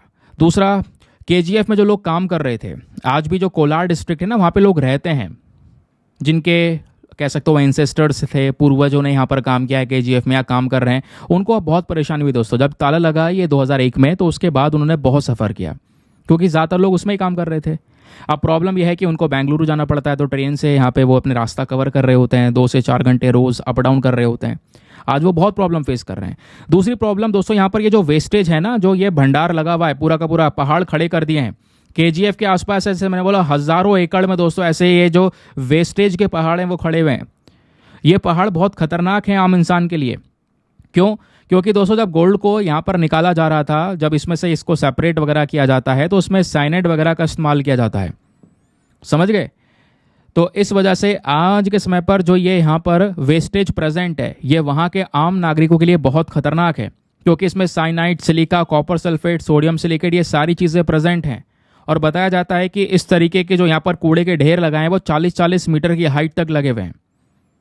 जब जब बारिश होगी तो वो जो पानी आएगा बहता हुआ, वो इसमें से टॉक्सिक वेस्ट को निकाल कर ले जाएगा, उसमें झीलों में वगैरह सब में ले जाकर डाल देगा। तो ये भी एक प्रॉब्लम है। बहुत सारे जो एम्प्लॉयज़ हैं केजीएफ में जो काम कर रहे थे, वो ऑलरेडी ऐसी प्रॉब्लम से गुजर रहे हैं। कुछ लोगों ने काम करना शुरू किया था, बस खाली मतलब 2001 से थोड़ा 4-5 पहले शुरू किया होगा, 4-5 साल पहले काम करना। उनको लंग कैंसर है, आज सिलिकोसिस से गुजर रहे हैं वो। और दोस्तों ये जो पहाड़ इकट्ठे हुए हैं, ये कई सारी स्किन एलर्जीज या इंसानों में रेस्पिरेटरी प्रॉब्लम्स क्रिएट कर सकते हैं। तो ये यहाँ पर जो कूड़े के ढेर हैं, स्पेशली जो ये वेस्ट है, इन वेस्ट को टैकल करना भी ज़रूरी है। तो यहाँ पर बोला जा रहा है कि इस तरीके के 13 टेलिंग डम्स हैं, 13 टेलिंग पहाड़ ऐसे बनाए गए हैं जिनकी 40-40 मीटर तक हाइट आप इमेजिन कीजिए, जिसमें यह वेस्ट भरा हुआ है। अब यहाँ पर सोना निकाल दिया है, उसमें से जो बचा कुछ है वो यहाँ पर लाद दिया है, के ऊपर एक चढ़ा के पहाड़ बना दिया है। तो इसी को यहाँ पर वापस से क्या करा जाएगा, देखा जाएगा कि भाई इसमें जो भी गोल्ड है उसको निकाला जाए। क्लियर? आगे आते हैं अगले इंपॉर्टेंट आर्टिकल पर। Next article GS paper number 2 international relations के पॉइंट ऑफ व्यू से बहुत ही ज़्यादा इंपॉर्टेंट होने वाला है। बात हो रही है म्यांमार के बारे में। दोस्तों म्यांमार में हालात बहुत ही ज़्यादा ख़राब देखने को मिलेंगे, क्योंकि म्यांमार में साल 2021 में ही मिलिट्री कू आ चुका था, तख्ता पलट हो चुका था। तख्ता पलट की वजह से वहाँ पे मिलिट्री कंट्रोल कर रही है। आप ऐसा समझिए, एक ऐसा देश जहाँ पर उस देश की आर्मी खुद ही अपने लोगों को मार रही हो, क्या हालात वहाँ पर हो रहे होंगे। तो उसी को देखते हुए यहाँ पर बताया गया है कि लगभग 5,400 म्यांमार के जो लोग हैं, जिनका नाम दिया गया है म्यांमारीज, इन सब ने दोस्तों शरण ले रखी है आज मणिपुर में। मणिपुर में घुस चुके हैं 5,400 लोग। क्यों? क्योंकि वहां पर उनके घरों के ऊपर वहां की मिलिट्री बॉम्ब बरसा रही थी, अटैक्स कर रही थी। ये लोग खुलकर बोल नहीं पा रहे, प्रोटेस्ट नहीं कर पा रहे, डेमोक्रेसी की मांग नहीं कर पा रहे। डेमोक्रेसी खत्म कर दी गई 2021 में वहां के मिलिट्री के माध्यम से। तो 5,400 लोग आज जो म्यांमार से हैं दोस्तों, वो शरण ले चुके हैं मणिपुर के अंदर में, स्पेशली कामजोंग डिस्ट्रिक्ट में, जो बिल्कुल जस्ट म्यांमार के बॉर्डर पर है। ये बात असम राइफल्स के जो डायरेक्टर हैं जनरल प्रदीप साहब, वो यहां पर बोलते हैं। सिचुएशन गंभीर हो सकती है क्योंकि ये जो लोग हैं दोस्तों, ये पिछले साल नवंबर में ही एंटर कर चुके हैं और वहां पे शरण ले चुके हैं। जब कुछ बोला जाता है तो इनका कहना यह है कि जब म्यांमार में सिचुएशन नॉर्मल हो जाएगी तो हम वापस चले जाएंगे। अभी वहां पर खतरा है, हमारी जान का खतरा है और हमारी जान से बढ़कर कुछ नहीं है। तो जब वहां पर चीज़ें सिक्योर हो जाएंगी, सेफ हो जाएगा, तो हम वापस चले जाएंगे। जो हमारी राज्य सरकार है मणिपुर की, वो अवेयर है, उनको पता है कि वहाँ पर कितने लोग प्रेजेंट है, कितने लोग यहाँ से कह सकते हो कि म्यांमार से आए हैं मणिपुर में। लेकिन दोस्तों प्रॉब्लम यह है कि जो लोग बाहर से आए हैं मणिपुर के अंदर में, उनकी वजह से हमारे लोगों को वहाँ पर दिक्कत हो रही है। ये एक सबसे बड़ी प्रॉब्लम आपको देखने को मिलेगा। वही सिमिलर केसेस यहाँ पर आपको, जो कह सकते हो कि बांग्लादेश से आए थे लोग, उनको भी उनकी वजह से भी यहाँ पे प्रॉब्लम्स काफ़ी सारी देखने को मिली है। उसके अलावा रोहिंग्यास भी आए थे दोस्तों, आपको ये भी पता होगा, है ना, म्यांमार के रेखाइन स्टेट में रहते हैं, उन पर अटैक हुआ तो वो लोग भी आए। तो कई सारे आसपास के यहाँ पर जो हमारे पड़ोसी देश हैं, वहाँ से बहुत सारी जो कह सकते हो ये लोग हैं, उन्होंने अपने देश में प्रॉब्लम फेस की तो फटाफट वो इंडिया में शरण लेने के लिए आ गए। और इसी तरीके से दोस्तों पिछले साल नवंबर से अगर हम अभी तक देखें तो 5,000 से ज़्यादा म्यांमार के लोग निकल कर आकर मिजोरम में या मणिपुर में जाकर शरण ले चुके हैं। और अभी यहाँ पर यह भी बोला जा रहा है कि इंडिया और म्यांमार फोकस कर रहे हैं इस बॉर्डर को बंद करने के लिए, क्योंकि म्यांमार और भारत के बीच का जो बॉर्डर है दोस्तों, वो चलता फिरता बॉर्डर है, जिसको पहले खोला गया था। मतलब एक अनफेंस बॉर्डर है, कोई भी यहाँ पर बाउंड्री नहीं है, बस थोड़ा बहुत चेक पोस्ट होगा, आसपास आप जा सकते हैं। म्यांमार के लोग यहाँ पर कुछ अपना जो पास वगैरह बनवा के इंडिया में एंटर कर सकते हैं और कुछ समय तक यहाँ पे रह भी सकते हैं, लेकिन कुछ किलोमीटर के दायरे के अंदर अंदर तक। इसी तरीके से इंडिया के लोग म्यांमार जा सकते हैं, वहाँ पे भी कुछ हिस्से तक वहाँ पे रह सकते हैं। तो इस तरीके का दोस्तों यहाँ पे जो बॉर्डर है वो खुला हुआ है, लेकिन उसी बॉर्डर को अभी कुछ महीने पहले बंद करने की बात की गई है। ये जो बॉर्डर खुला हुआ है ना, इसको बोलते हैं फ्री मूवमेंट रिजीम। तो फ्री मूवमेंट रिजीम को बात करने की बात की गई है क्योंकि दोस्तों म्यांमार और भारत का जो बॉर्डर है वो बहुत लंबा चौड़ा है, और आने वाले समय पर अगर म्यांमार में स्थिति और बिगड़ती है तो वहाँ के जो लोग हैं वो और ज़्यादा यहाँ पर इंडिया के अंदर में एंटर करेंगे, शरण लेने के लिए आएंगे। फिर वो जिम्मेदारी गवर्नमेंट पर आएगी उनको यहाँ पर सेटल करवाना या अच्छी तरीके से उनको मेंटेन करके रखना। अदरवाइज इंटरनेशनल प्रेशर फिर भारत पर बनने लगेगा। तो ऐसे कई सारे इश्यूज आज के समय पर हम लोग फेस कर रहे हैं। वही चीज़ इस आर्टिकल में एक्सप्लेन किया गया। लेकिन अभी दोस्तों एग्जाम के पॉइंट ऑफ व्यू से आपको पता होना चाहिए ये जो फ्री मूवमेंट रिजीम है ये है क्या, है ना। अभी हम इसकी तो बात कर रहे थे कि दो बॉर्डर है म्यांमार और भारत के बीच का, वो खुला हुआ है। देखो अभी हाल ही में ही जो फ्री मूवमेंट रिजीम है चर्चाओं में इसलिए भी आया था क्योंकि मणिपुर के जो चीफ मिनिस्टर हैं उन्होंने यहाँ पर यह बोला कि जो उनकी सरकार है वो लगातार केंद्र सरकार से जोर लगाकर कह रही है कि आप ये फ्री मूवमेंट रिजीम को कैंसिल कर दो। म्यांमार और भारत के जो बीच का बॉर्डर है उसमें भले ही अभी कोई यहाँ पर बैरिकेड ना बनाया हो, बट फटाफट फेंसिंग करनी ज़रूरी है ताकि यहाँ पर दोनों ही बॉर्डर्स को सिक्योर किया जा सके। अदरवाइज प्रॉब्लम्स क्रिएट होंगी, क्योंकि दोस्तों जो फ्री मूवमेंट रिजीम है, इस रिजीम के तहत जितने भी हिल ट्राइब्स के लोग हैं, यानी चाहे वो इंडिया का सिटीजन हो चाहे वो म्यांमार का सिटीजन हो, वो एक दूसरे के देश में ट्रैवल कर सकते हैं 16 किलोमीटर के बाउंड्री के अंदर अंदर तक। यानी म्यांमार का कोई व्यक्ति इंडिया आएगा और 16 किलोमीटर के दायरे तक अंदर रह सकता है। इंडिया का कोई म्यांमार में जाएगा, उनको भी यही फैसिलिटी मिलेगी। तो वो यहाँ पर बॉर्डर्स को क्रॉस कर सकते हैं। कैसे? एक बॉर्डर पास बनवाना होता है और उस बॉर्डर पास की 1 ईयर की वैलिडिटी होती है दोस्तों, समझ गए। और उस बॉर्डर पास पे कम से कम 2 महीने यानी पर विजिट पर वो 2 सप्ताह तक रुक सकते हैं, उस एरिया में रह सकते हैं। तो इस तरीके की छूट वहां पे बॉर्डर्स पर मिली हुई है और ये सब मिला है फ्री मूवमेंट रिजीम के तहत। और ये रिजीम दोस्तों लाया गया था साल 2018 में। इसको हमारी दोनों ही सरकारों ने, यानी म्यांमार की सरकार और भारत की सरकार, दोनों ने मिलकर लोगों के लिए लागू किया था। इस रिजीम के माध्यम से जो लोकल पीपल हैं म्यांमार और भारत के, दोनों को यहाँ पर बहुत ज़्यादा हेल्प मिली है। और आपस में इनका कांटेक्ट बहुत ज़्यादा हो चुका है। वेडिंग्स हो रही हैं आपस में, जो कॉमन फेस्टिवल्स है उसको आपस में मिलकर वो सेलिब्रेट कर रहे हैं, व्यापार हो रहा है बॉर्डर के इधर से उधर। तो ये बताया गया, इससे कहीं ना कहीं आपस में एथनिक, लिंग्विस्टिक, कल्चरल एक्सचेंजेस भी यहाँ पे नजर आएंगे। अभी दोस्तों यहाँ पे अगर आप बॉर्डर देखते हो तो ये जो पूरा का पूरा आपको दिख रहा है यह है म्यांमार, ठीक है। और यहाँ पर आप देख पाओगे ये इंडिया का नॉर्थ ईस्टर्न हिस्सा, यहाँ पे अरुणाचल प्रदेश हो गया, ये नागालैंड हो गया, ये मणिपुर हो गया, ये मिजोरम हो गया। ये वो स्टेट्स है दोस्तों, ये हमारे सारे चारों स्टेट्स वो हैं जो म्यांमार के साथ में बॉर्डर को शेयर करते हैं। इधर म्यांमार हो गया, तो लोगों के पास में जब यहाँ पर प्रॉब्लम्स क्रिएट हुई वहाँ पर तो वो सीधा मणिपुर में एंटर कर गए। प्रॉब्लम ये भी है दोस्तों, भारत और म्यांमार का बॉर्डर 1643 किलोमीटर का एक बहुत लंबा चौड़ा बॉर्डर है। भारत के 4 राज्य मिजोरम, मणिपुर, नागालैंड एंड अरुणाचल प्रदेश म्यांमार के साथ में बॉर्डर्स को शेयर करते हैं। और इस बॉर्डर की सिक्योरिटी की या इस बॉर्डर को देखने की या इस बॉर्डर की सुरक्षा की जिम्मेदारी हमारे असम राइफल्स के पास में है। तो ये बेसिक फैक्ट्स ध्यान रखिएगा। अब क्वेश्चन यह है, ये सब कुछ हो क्यों रहा है? अभी तक तो ऐसा नहीं था, अब अचानक से म्यांमार से 5-5 हज़ार लोग आ रहे हैं अंदर। रीज़न क्या है? रीज़न है म्यांमार के अंदर तख्ता पलट। दोस्तों तारीख थी 1 फरवरी 2021, आज 3 साल से ज़्यादा हो चुके हैं। म्यांमार में तख्ता पलट ऐसे ही बरकरार है। देखो यहाँ पे होता क्या है, म्यांमार की थोड़ी पॉलिटिक्स समझिएगा। साल 2010 में एक फीमेल मेंबर आपको ये देखने को मिलेंगे, इनका नाम है आंग सान सू की। बहुत इंपॉर्टेंट पर्सनैलिटी हैं ये, बहुत ज़्यादा इंपॉर्टेंट। तो साल 2010 में इनको हाउस अरेस्ट से रिलीज़ किया, यानी 2010 से पहले भी इनको अरेस्ट कर रखा था, हाउस अरेस्ट कर रखा था। वहाँ की मिलिट्री ने ही 15 साल तक इनको डिटेंशन में रखा। तो फिलहाल 2010 में इनको रिलीज़ कर दिया गया, 2010 में ये छूट कर आई।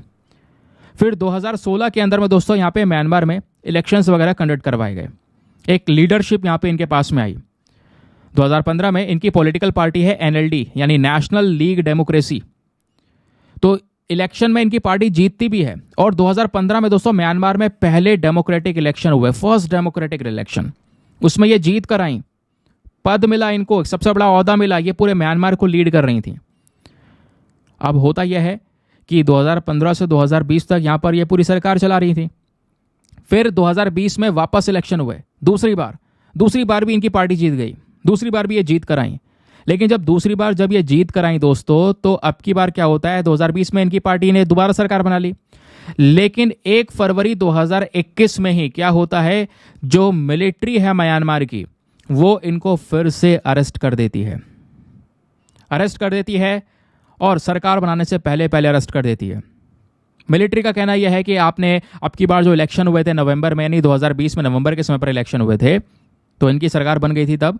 तो मिलिट्री बोल रही थी आपने बहुत सारे गलत काम किए हैं, इरेगुलरिटीज, इस वजह से हम रूल लेंगे, हम यहाँ पर चलाएंगे ये देश। और मिलिट्री ने इनको वापस से जेल में डाल दिया। तब से आज तक यहाँ पर ये जेल में ही हैं, अरेस्टेड हैं। म्यांमार तख्ता पलट, ये जो कू जो हुआ था, इसमें आंग सान सू की इनको अरेस्ट किया गया, इस NLD पार्टी की सबसे बड़ी लीडर। देन 2018 से ये प्रेसिडेंट बने हुए थे विन मिंट, इनको भी यहाँ पे अरेस्ट कर दिया गया। अरेस्ट करने वाला व्यक्ति या म्यांमार में जो ये मिलिट्री कू हुआ है, उस मिलिट्री कू को, उस तख्ता पलट को लीड करने वाला व्यक्ति कौन है? उस कू का लीडर है मिन उंग लैंग। यहाँ पर ये नाम आपको देखने को मिल जाएगा। यह म्यांमार के आर्म्ड फोर्सेस के जनरल आपको देखने को मिलेंगे, चीफ देखने को मिलेंगे, वो भी 2011 से ही यहाँ पर ये आर्म्ड फोर्सेस के चीफ हैं। फिर उसके बाद यहाँ पर मिंट स्वे एंड वुना वुंग लैंग, ये 2 व्यक्ति और लेकर आए साथ में ही। तो सब मिलकर यहाँ पर आज के समय पर एक गवर्नमेंट चला रहे हैं। तो फिलहाल के समय पर अगर हम बात करें, कोई डेमोक्रेसी वहाँ पर है नहीं, सब कुछ मिलिट्री के हाथ में है। लोगों ने डेमोक्रेसी की मांग की, प्रोटेस्ट करा, सड़कों पर उतर कर आए कि नहीं, हमें यहाँ पर मिलिट्री रूल नहीं चाहिए, हमें डेमोक्रेसी चाहिए, हम खुद से वोट देकर अपने हिसाब से सरकार बैठाएंगे, जो हमारी सुनेगा उसकी सरकार चलेगी। लोगों ने प्रोटेस्ट किया ही क्या था कि भाई वहाँ की मिलिट्री ने वहाँ के लोगों को ही मारना शुरू किया। बताया जा रहा है, यह रिपोर्ट जो दोस्तों आप देख पा रहे हो, 12 अप्रैल 2023 तक बता रहा हूँ, अभी तो खैर 2024 एक साल पहले तक मैं बता रहा हूँ, 1 साल पहले तक लगभग 3240 लोग मारे गए प्रोटेस्ट करते दौरान, और 20-22 हज़ार से ज़्यादा लोगों को अरेस्ट किया गया वहाँ के मिलिट्री के माध्यम से। इस तरीके से इस कगार यहाँ पे लोगों के ऊपर में ये प्रॉब्लम्स हुई। अभी कुछ दिनों पहले की खबर है, ये आप देख पाओगे 19 जून 2024 को यहाँ पे द हिंदू न्यूज़पेपर ने ही पब्लिश किया था। हुआ ये था कि जो ऑंग सान सू की हैं वैसे ही अरेस्टेड हैं, बट अभी यहाँ पर क्या होता है, वेडनेसडे में, जून में वेडनेसडे की बात हो रही है, 79 ईयर्स की ये पूरी हो जाती है, तो उनका बर्थडे था। तो कुछ लोग म्यांमार में उनका बर्थडे सेलिब्रेट कर रहे थे, या आप इस तरीके से देख पाओगे रैली वगैरह निकाल रहे थे, बर्थडे सेलिब्रेट करने की कोशिश कर रहे थे, जिनको 2021 में अरेस्ट किया गया। तो दोस्तों बस खाली बर्थडे ही सेलिब्रेट किया था, इतने में ही म्यांमार की अथॉरिटीज़ ने 22 लोगों को अरेस्ट कर लिया। क्यों? क्योंकि वो ऑंग सान सू की का बर्थडे सेलिब्रेट कर रहे थे। इस कगार यहाँ पर जो डेमोक्रेसी है वो उजड़ चुकी है, और यहाँ पर मिलिट्री का रूल आपको देखने को मिल रहेगा। क्लियर?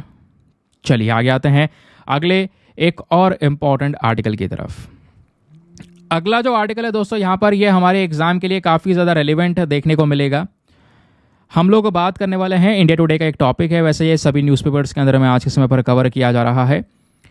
एक मोन्यूमेंट की बात हो रही है जिसका नाम है स्टोनहेंज, आगे मैं आपको बताऊंगा। तो इंडियन ओरिजिन मैन, भारत से बिलोंग करने वाले यहाँ पर मैन है, एक व्यक्ति वो है और एक और व्यक्ति है। 2 लोगों को अभी अरेस्ट किया गया है, और 2 लोगों को अरेस्ट करने के पीछे का रीज़न क्या है? रीज़न यहाँ पर यह है, सोशल मीडिया प्लेटफॉर्म पर उन्होंने ये वीडियो वायरल किया है। ये फोटो आपको दिखेगा, ये 2-3 लोग हैं, इसमें से एक इंडियन ओरिजिन मैन भी आपको देखने को मिलेगा। ये सब ऑरेंज कलर का जो कुछ पाउडर वगैरह है जो भी है वो यहाँ पर डाल रहे हैं मॉन्यूमेंट के ऊपर में। ये बेसिकली यहाँ पर एक मॉन्यूमेंट है, आप ऐसा कह सकते हैं। कहाँ पर? यूके में, इंग्लैंड में।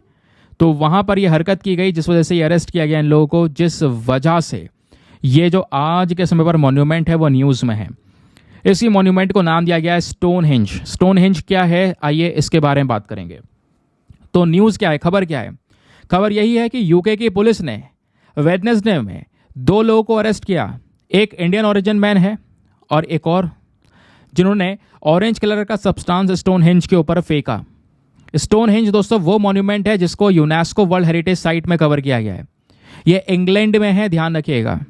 ये pre historic stone circle monument है। इतिहास जब लिखना शुरू हुआ उससे पहले के दोस्तों ये मॉन्यूमेंट्स बनाए गए हैं। क्वेश्चन ये है कि इंग्लैंड में कहाँ पर है? इंग्लैंड में विल्टशायर में। लोकेशन ध्यान रखिएगा, विल्टशायर में आपको इस प्रकार का ये स्टोन का स्ट्रक्चर देखने को मिलेगा। स्टोन करे गए हैं, ऐसे एक के ऊपर एक रख दिया गया है। ये पर्पस क्या था सब कुछ बताऊंगा। तो बताया जाता है कि इस तरीके के दोस्तों 100 मैसिव अपराइट स्टोन्स हैं, खड़े हुए स्टोन्स हैं, जो कि एक सर्कल वे में रखे गए हैं वहाँ पर। कहाँ पे? इंग्लैंड के विल्टशायर में। ये pre historic stone circle monument है। इसको बनाया गया है अलग अलग स्टेजेस में, सेवरल स्टेजेस में। जो सबसे पहला मॉन्यूमेंट बनाया गया था ये अर्ली हेंज मॉन्यूमेंट है, जिसको लगभग आज से 5000 साल पहले बनाया गया था। फिर यूनिक स्टोन सर्कल धीरे धीरे करके बनाया गया दोस्तों लेट लियोलिथिक पीरियड में। फिर अर्ली ब्रॉन्ज एज में कई सारे बुरियल माउंट्स बनाए गए। तो धीरे धीरे करके अलग अलग स्टेजेस में इन मॉन्यूमेंट्स को तैयार किया गया है। क्वेश्चन यह है कि आखिरकार ये बस खाली पत्थर ही तो खड़े कर दिए हैं, इसको मॉन्यूमेंट बोल दिया है, ये रीज़न क्या था? इतिहास में क्या रीज़न हो सकता है दोस्तों ऐसा करने का? तो बताया जा रहा है, देखो इसके पीछे का कोई भी हमारे पास में ठोस सबूत तो नहीं है, लेकिन ये भी हमें ये पता चलता है ये एक प्रकार का रिलीजियस साइट पर इस तरीके की चीज़ें बनाते थे।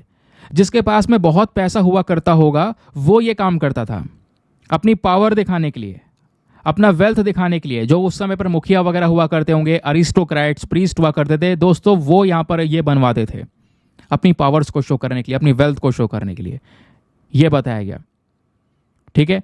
तो यहाँ पर इस तरह के मॉन्यूमेंट्स हो गए, और इन मॉन्यूमेंट्स को सूर्य के साथ में दोस्तों अलाइन करके तैयार किया जाता था, बनाया जाता था, ताकि सन को, मून को अच्छी तरीके से ऑब्जर्व किया जा सके।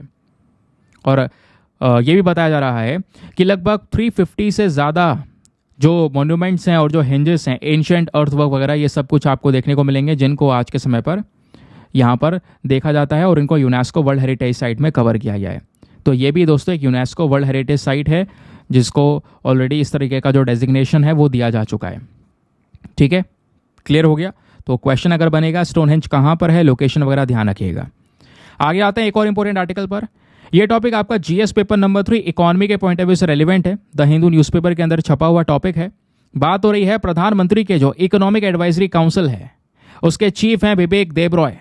इन्होंने यहाँ पर बोला है क्या कि हमें इंडिया का जो ऑफिशियल पॉवर्टी लाइन है उसको थोड़ा सा रिव्यू करना चाहिए ऑफिशियल पॉवर्टी लाइन को और एक बार देखने की ज़रूरत है। ये इन्होंने कुछ एडवाइस दी थी जिस वजह से यहाँ पर ये भी चर्चाओं में आए हैं। इसी वजह से दोस्तों हम इस पोस्ट के बारे में डिस्कशन करेंगे। आखिरकार ये व्यक्ति कौन है जो प्रधानमंत्री को एडवाइस देता है। उस पोस्ट का नाम है दोस्तों economic advisory council to the prime minister, EACPM। Clear हो गया दोस्तों? तो न्यूज़ क्या है वो तो आपको समझ में आया, लेकिन इस पोस्ट के बारे में बात कर लेते हैं। इकोनॉमी के प्लस पॉलिटी के पॉइंट ऑफ व्यू से दोनों पर्सपेक्टिव से रेलिवेंट है।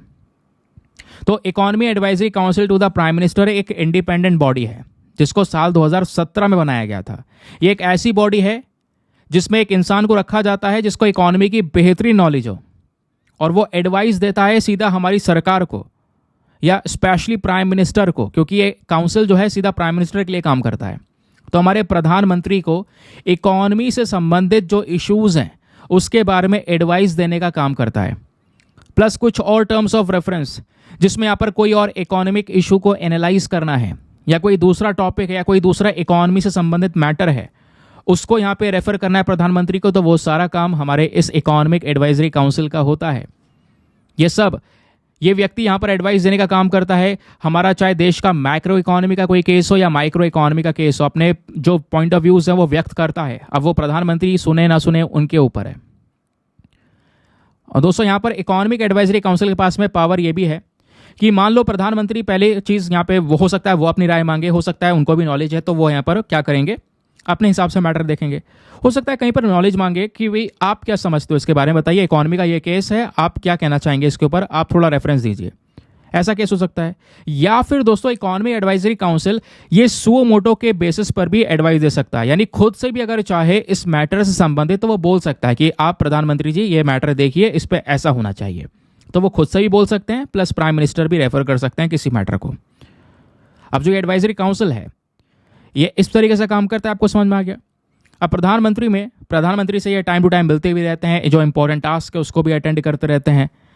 साथ ही साथ में ये इकोनॉमिक एडवाइजरी काउंसिल दोस्तों एक मंथली रिपोर्ट को भी प्रिपेयर करती है, और वो रिपोर्ट किस चीज़ के ऊपर फोकस करती है, हमारी इकोनॉमिक डेवलपमेंट के ऊपर, किस तरीके से भारत की अर्थव्यवस्था को या इकोनॉमी को और ज़्यादा डेवलप किया जा सकता है। समझ गए? और ये मंथली रिपोर्ट वगैरह सब कुछ तैयार की जाती है प्रधानमंत्री के लिए, वो इस चीज़ को देखें। प्लस ये जो इकोनॉमिक एडवाइजरी काउंसिल है ये साथ ही साथ में हमारे इकोनॉमी के सारे ट्रेंड्स को मॉनिटर करता है रेगुलर बेसिस पर, क्या ट्रेंड्स चल रहे हैं इकोनॉमी से संबंधित, और उन सब ट्रेंड्स को प्रधानमंत्री के सामने पेश करता है, जिससे प्रधानमंत्री को देश की इकोनॉमी के बारे में हर एक चीज़ या हर एक जानकारी मिलती रहेगी। सही तरीके से सही समय पर वो प्रॉपर तरीके से डिसीजंस को ले सकेंगे। क्वेश्चन यहाँ पर यह है, चलो ये सब कुछ तो हमें क्लियर हो गया, अब ये बताइए इस इकोनॉमिक एडवाइजरी काउंसिल में होता कौन कौन है। तो दोस्तों ये जो पूरा काउंसिल है इसको हेड किया जाता है एक चेयरमैन के थ्रू, ध्यान रखिएगा।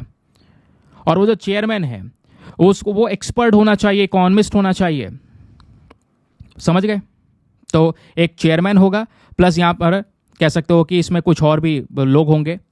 चेयरमैन तो होगा ही होगा, वो इसको हेड करेगा, लेकिन उसके साथ साथ कुछ यहाँ पर मिक्स में लोग होंगे, इकोनॉमिस्ट के एक्सपर्ट होंगे, अकेडमिया, रिसर्च इंस्टीट्यूशंस और प्राइवेट सेक्टर के जो एक्सपर्ट्स हैं वो लोग भी होंगे। वो सब मिलकर यहाँ पर इस पूरे काउंसिल को पूरा करते हैं। ठीक है? कहने का मतलब है सर कोई नंबर नहीं है क्या कि इतने लोग होंगे इसमें? नहीं, कोई फिक्स डेफिनेशन ही नहीं है, कोई एग्जैक्ट नंबर ही नहीं है कि इतने स्टाफ इसमें होंगे या इतने नंबर्स होंगे, कोई नंबर नहीं है। बस एक्सपर्ट जो हैं उनको रख लिया जाएगा। समझ गए? अब ये इस काउंसिल के लिए बहुत ही ज़्यादा कॉमन आपको देखने को मिल जाता है। इस काउंसिल को समय पर टाइम टू टाइम यहाँ पर रिकॉन्स्टिट्यूट किया जाता है, और कई सारे जो इश्यूज़ है वो यहाँ पर देखे जाते हैं। आप देख पाएंगे जो एडमिनिस्ट्रेटिव पर्पस के लिए, लॉजिस्टिक प्लानिंग, बजट पर्पस के लिए, प्लस नीति आयोग जो है ये भी यहाँ पर एक नोडल एजेंसी का काम करता है इस इकोनॉमिक एडवाइजरी काउंसिल के इस पर्टिकुलर बॉडी के लिए। समझ गए? तो EACPM कितना रेलिवेंट टॉपिक हो जाता है, कितना इंपॉर्टेंट बॉडी हो जाती है, वो हम लोगों ने यहाँ पर इसको समझा। जो इकोनॉमिस्ट एक्सपर्ट है उसके लिए यहाँ पर एक इंपॉर्टेंट पोस्ट यहाँ पे नजर आती है। चलिए आते हैं नेक्स्ट आर्टिकल पर। अब आपको पता होगा परसों यहाँ पे 2-3 एडिटोरियल लिखे गए थे, कुछ आर्टिकल्स वगैरह हमारे न्यूज़पेपर में पब्लिश हुए थे, बट वो काम के नहीं थे दोस्तों। उसमें कुछ ऐसी मतलब ठोस इन्फॉर्मेशन नहीं है जो एग्जाम के लिए इंपॉर्टेंट हो। बस खाली करना क्या, ध्यान से हर एक चीज़ को सुनते हुए चलना। मैं बताना भूल गया स्टार्टिंग में, क्योंकि लास्ट में आपको क्वेश्चंस मिलेंगे, प्रैक्टिस क्वेश्चंस, उन क्वेश्चन को अटेम्प्ट करना है, टेस्ट देना है, देखना है कितना स्कोर आपका आया है। तो दोस्तों अभी रिसेंटली काफ़ी ज़्यादा चर्चा हुई है वर्ल्ड रेफ्यूजीज़ डे की। कई लोगों ने यहाँ पर एडिटोरियल लिखे, आर्टिकल लिखे, लेकिन दोस्तों वो लोग कहीं ना कहीं किसी पॉलिटिकल पार्टी से एसोसिएटेड हैं और उन्होंने फिर एक दूसरे के ऊपर ब्लेम ग्लेम करना शुरू कर दिया है। तो मेन चीज़ यहाँ पर यह है कि आपको अगर एग्ज़ाम के लिए प्रिपेयर कर रहे हो तो अपने पॉइंट ऑफ व्यूज़ न्यूट्रल रखने होंगे। आपकी पसंद हो सकती है, आपकी पसंद किसी और पर्सनैलिटी के ऊपर हो सकती है, ठीक है, लेकिन जब बात आती है एग्ज़ाम की तो एग्ज़ाम में वो चीज़ शो नहीं करनी है दोस्तों। अगर हमने शो कर दिया तो वहाँ पर गेम खराब हो जाएगा, ठीक है। तो उसको यहाँ पर आपको मेंटेन करके चलना होगा। उस बेसिस पर मैं बहुत ध्यान रख के हर एक चीज़ को एक्सप्लेन करने की कोशिश करता हूँ, हर एक चीज़ को यहाँ पर न्यूट्रल वे में प्रेजेंट करने की कोशिश करता हूँ। इस चक्कर में जो राइटर के पॉइंट ऑफ व्यूज़ हैं उसको ध्यान से पढ़ना चाहिए, स्पेशली वो पॉइंट ऑफ व्यूज़ या उन पॉइंट्स के ऊपर ध्यान देना चाहिए जो एग्जाम में सोनली इंपॉर्टेंट हो, मेंस में आपको कुछ काम दे सकें। तो इस वजह से यहाँ पर आपको परेशानी नहीं होगी। ये जो आर्टिकल्स में आपको या डिस्कशन देता हूँ, ये जो पीडीएफ्स वगैरह मिलता है, इसमें हर एक चीज़ उसी तरीके से कवर की जाती है, ठीक है। चलिए यहाँ पर क्या बात हो रही है, यहाँ पे बात हो रही है वर्ल्ड रेफ्यूजीज डे के बारे में। यह न्यूज़ में है, इंपॉर्टेंट डे है। हर साल 20 जून को यहाँ पर ये डे सेलिब्रेट किया जाता है। क्या है वर्ल्ड रेफ्यूजी डे? ये जो दिन है दोस्तों, ये मिलियंस ऑफ लोगों को डेडिकेट किया गया है। ये जो वर्ड है ना रेफ्यूजी, इसका मतलब होता है शरणार्थी। अब जैसे एग्जाम्पल के तौर पर देखो, यूक्रेन में वॉर हुआ, म्यांमार में अभी इस तरीके से अटैक हुआ, तो जो लोग हैं वो डिस्प्लेस होते हैं, अपने एरिया को छोड़ के निकलते हैं। क्यों? उनके ऊपर वॉर की वजह से परेशानियां पड़ रही हैं, या कोई नेचुरल डिजास्टर आ गया है, उन पर अत्याचार हो रहा है। इस चक्कर में अपना घर छोड़ कर निकल जाते हैं, दूसरे देश में चले जाते हैं वहाँ पे शरण लेने के लिए। उन्हीं को बोलते हैं रेफ्यूजी। तो इन्हीं के बारे में अवेयरनेस फैलाने के लिए, इनकी आवाज़ बनने के लिए, इनके हक में बात करने के लिए ये डे सेलिब्रेट होता है। हर साल 20 जून को नाम दिया गया है वर्ल्ड रेफ्यूजी डे। क्लियर हो गया? अब दोस्तों इस पर्टिकुलर डे का इतिहास क्या है, कैसे शुरू हुआ इस दिन को सेलिब्रेट करना, चलिए आपको ये बताता हूं। सबसे पहला जो वर्ल्ड रेफ्यूजी डे है ये सेलिब्रेट किया गया था 20 जून 2001 में। जो 50th एनिवर्सरी थी 1951 का जो कन्वेंशन था, जो भी अगेन वो जो एग्रीमेंट था वो भी रेफ्यूजीज से रिलेटेड था, तो उसके 50th एनिवर्सरी पूरी हो रही थी। उसी को सेलिब्रेट करते करते 20 जून 2001 में हमने पहला वर्ल्ड रेफ्यूजी डे सेलिब्रेट किया। तब से वर्ल्ड रेफ्यूजी डे सेलिब्रेट होने लगा। और दोस्तों 2001 से पहले सन 2000 में ये अफ्रीका रेफ्यूजी डे के तौर पर रिकॉग्नाइज किया गया था हमारे यूनाइटेड नेशन जनरल असेंबली के थ्रू, ठीक है। तो उसको पहले केवल अफ्रीका रेफ्यूजी डे बोलते थे, बाद में उन्होंने यहां पर इसको वर्ल्ड रेफ्यूजी डे बोल के एक इंटरनेशनल स्टेटस दे दिया। और हर साल ये डे सेलिब्रेट होता है तो हर साल इसका एक ना एक थीम होगा, विषय होगा, सिंपल सी बात है। तो अब की बार का जो वर्ल्ड रेफ्यूजी डे 2024 का जो थीम है वो क्या है? वो है for a world where refugees are welcome. ये थीम एज इट इज रटना होता है, ये थीम में कोई बदलाव नहीं होगा। और वन डे एग्जामिनेशन में ये थीम्स पूछ लिए जाते हैं दोस्तों। अब क्वेश्चन आता है कि सर ये बताइए रेफ्यूजी होता कौन है? अब रेफ्यूजीज को लेकर ना प्रॉपर एग्रीमेंट्स है दोस्तों। देखिए 1951 का एक रेफ्यूजी कन्वेंशन है, एक प्रॉपर डेटा, प्रॉपर एग्रीमेंट आपको देखने को मिलेगा, जहां पर बोला गया है एक व्यक्ति रेफ्यूजी तब कहलाएगा जब वो अपने घर कभी वापस नहीं जा सकता। क्यों? क्योंकि वहां पर प्रॉब्लम हो रही है, उसके ऊपर अत्याचार हो रहा है केवल रेस, रिलीजन की वजह से या किसी और डिफरेंट ओपिनियंस की वजह से। वो अपने घर वापस नहीं जा सकता, उसे पता है जाऊंगा तो अब की बार मारा जाऊंगा, तो वो कहीं और जाके शरण ले लेता है। उसी को यहाँ पर रेफ्यूजी रेफर किया गया, कंसीडर किया गया इस पर्टिकुलर कन्वेंशन के तहत। रेफ्यूजीज जो है दोस्तों, उन पर अत्याचार होता है, उनको जबरदस्ती ढकेला जाता है कि वो अपने घर पर छोड़ कर निकले। कॉन्फ्लिक्ट्स हो रहे होते हैं, परसिक्यूशंस हो रहे होते हैं, वायलेंस हो रहे होते हैं, उनके जो अधिकार है वो छीन लिए जाते हैं, ह्यूमन राइट वायलेशन हो रहे हैं उनकी जगह पे। जैसा यहाँ पे रोहिंग्या के बारे में सुना होगा दोस्तों, उन पर किस तरीके से मिलिट्री ने उनको अटैक किया था, मारा था। कुछ यहाँ पे पानी के रास्ते दोस्तों इधर उधर से भागने की कोशिश करे, तो वो कहलाते हैं यहाँ पर रेफ्यूजीज। समझ गए? अब रेफ्यूजीज के बारे में ये बेसिक चीज़ क्लियर हो गई। दूसरी बात दोस्तों यहाँ पर ये ध्यान रखिएगा कि एक फॉरेन कंट्री में जाना, ठीक है, एक रेफ्यूजी कहलाता है। लेकिन जो इंटरनेशनल रेफ्यूजीज हैं वो अभी भी दोस्तों बहुत स्मॉल परसेंटेज में है, ठीक है। अगर आप देख पाएंगे तो बहुत सारे एक डिस्प्लेस्ड इंडिविजुअल्स भी नजर आएंगे, है ना, अलग अलग लोग जो छोड़ छाड़ के निकल गए हैं, इधर उधर कहीं पर ही बस गए हैं। उसमें जो इंटरनेशनल रेफ्यूजीज हैं उनका एक बहुत ही स्मॉलर परसेंटेज नजर आएगा, ऐसा यहाँ पर बोला जा रहा है। और जो नॉन टिपिकल रेफ्यूजी की कैटेगरीज है, जिसमें आपके स्टेटलेस इंडिविजुअल्स हो गए, जिनके पास में यहाँ पर कोई सिटीजनशिप वगैरह नहीं है ना, प्रॉब्लम्स यहाँ पे वो क्रिएट कर रहे हैं, बस खाली वो इंटरनेशनल प्रोटेक्शन मांग रहे हैं। तो इस प्रकार के लोग भी आपको दोस्तों बहुत सारे देखने को मिल जाते हैं। यही बोला गया कि साल 2024 में अगर आप देख पाएंगे तो 130.8 मिलियन इंडिविजुअल्स ऐसे हैं जो यूनाइटेड नेशन रेफ्यूजी एजेंसी जो है, ये बेसिकली रेफ्यूजीज के लिए काम करती है, जिसका नाम है UNHCR, ठीक है, यूनाइटेड नेशन रेफ्यूजी एजेंसी। तो यहाँ पर इनका एस्टिमेशन है, इनका एस्टिमेशन में ये बोला गया है कि 130.8 मिलियन जो इंडिविजुअल्स है, ज़बरदस्ती उनको डिस्प्लेस किया गया है दुनिया में, ठीक है, ज़बरदस्ती यहाँ पर डिस्प्लेस किया गया है, फोर्सिबली यहाँ पर वो कहीं ना कहीं इधर उधर जाकर बसे हैं, समझ गए। 75% जो रेफ्यूजीज हैं दुनिया भर में वो लो और मिडिल इनकम कंट्रीज से आते हैं, जहाँ पर लोगों की आय इतनी अच्छी है नहीं। तो लो और मिडिल इनकम कंट्रीज, ध्यान रखना, ज़्यादातर रेफ्यूजीज वहीं से निकल कर आते हैं, वहीं पर उनके ऊपर सबसे ज़्यादा इश्यूज़ हो रहे हैं, अत्याचार हो रहे हैं। ये बात खुद UNHCR ने बोली है। क्या है UNHCR? आइए मैं आपको बताता हूँ। अच्छा, United nation high commissioner for refugees, ये है इसकी फुल फॉर्म, ये नहीं है।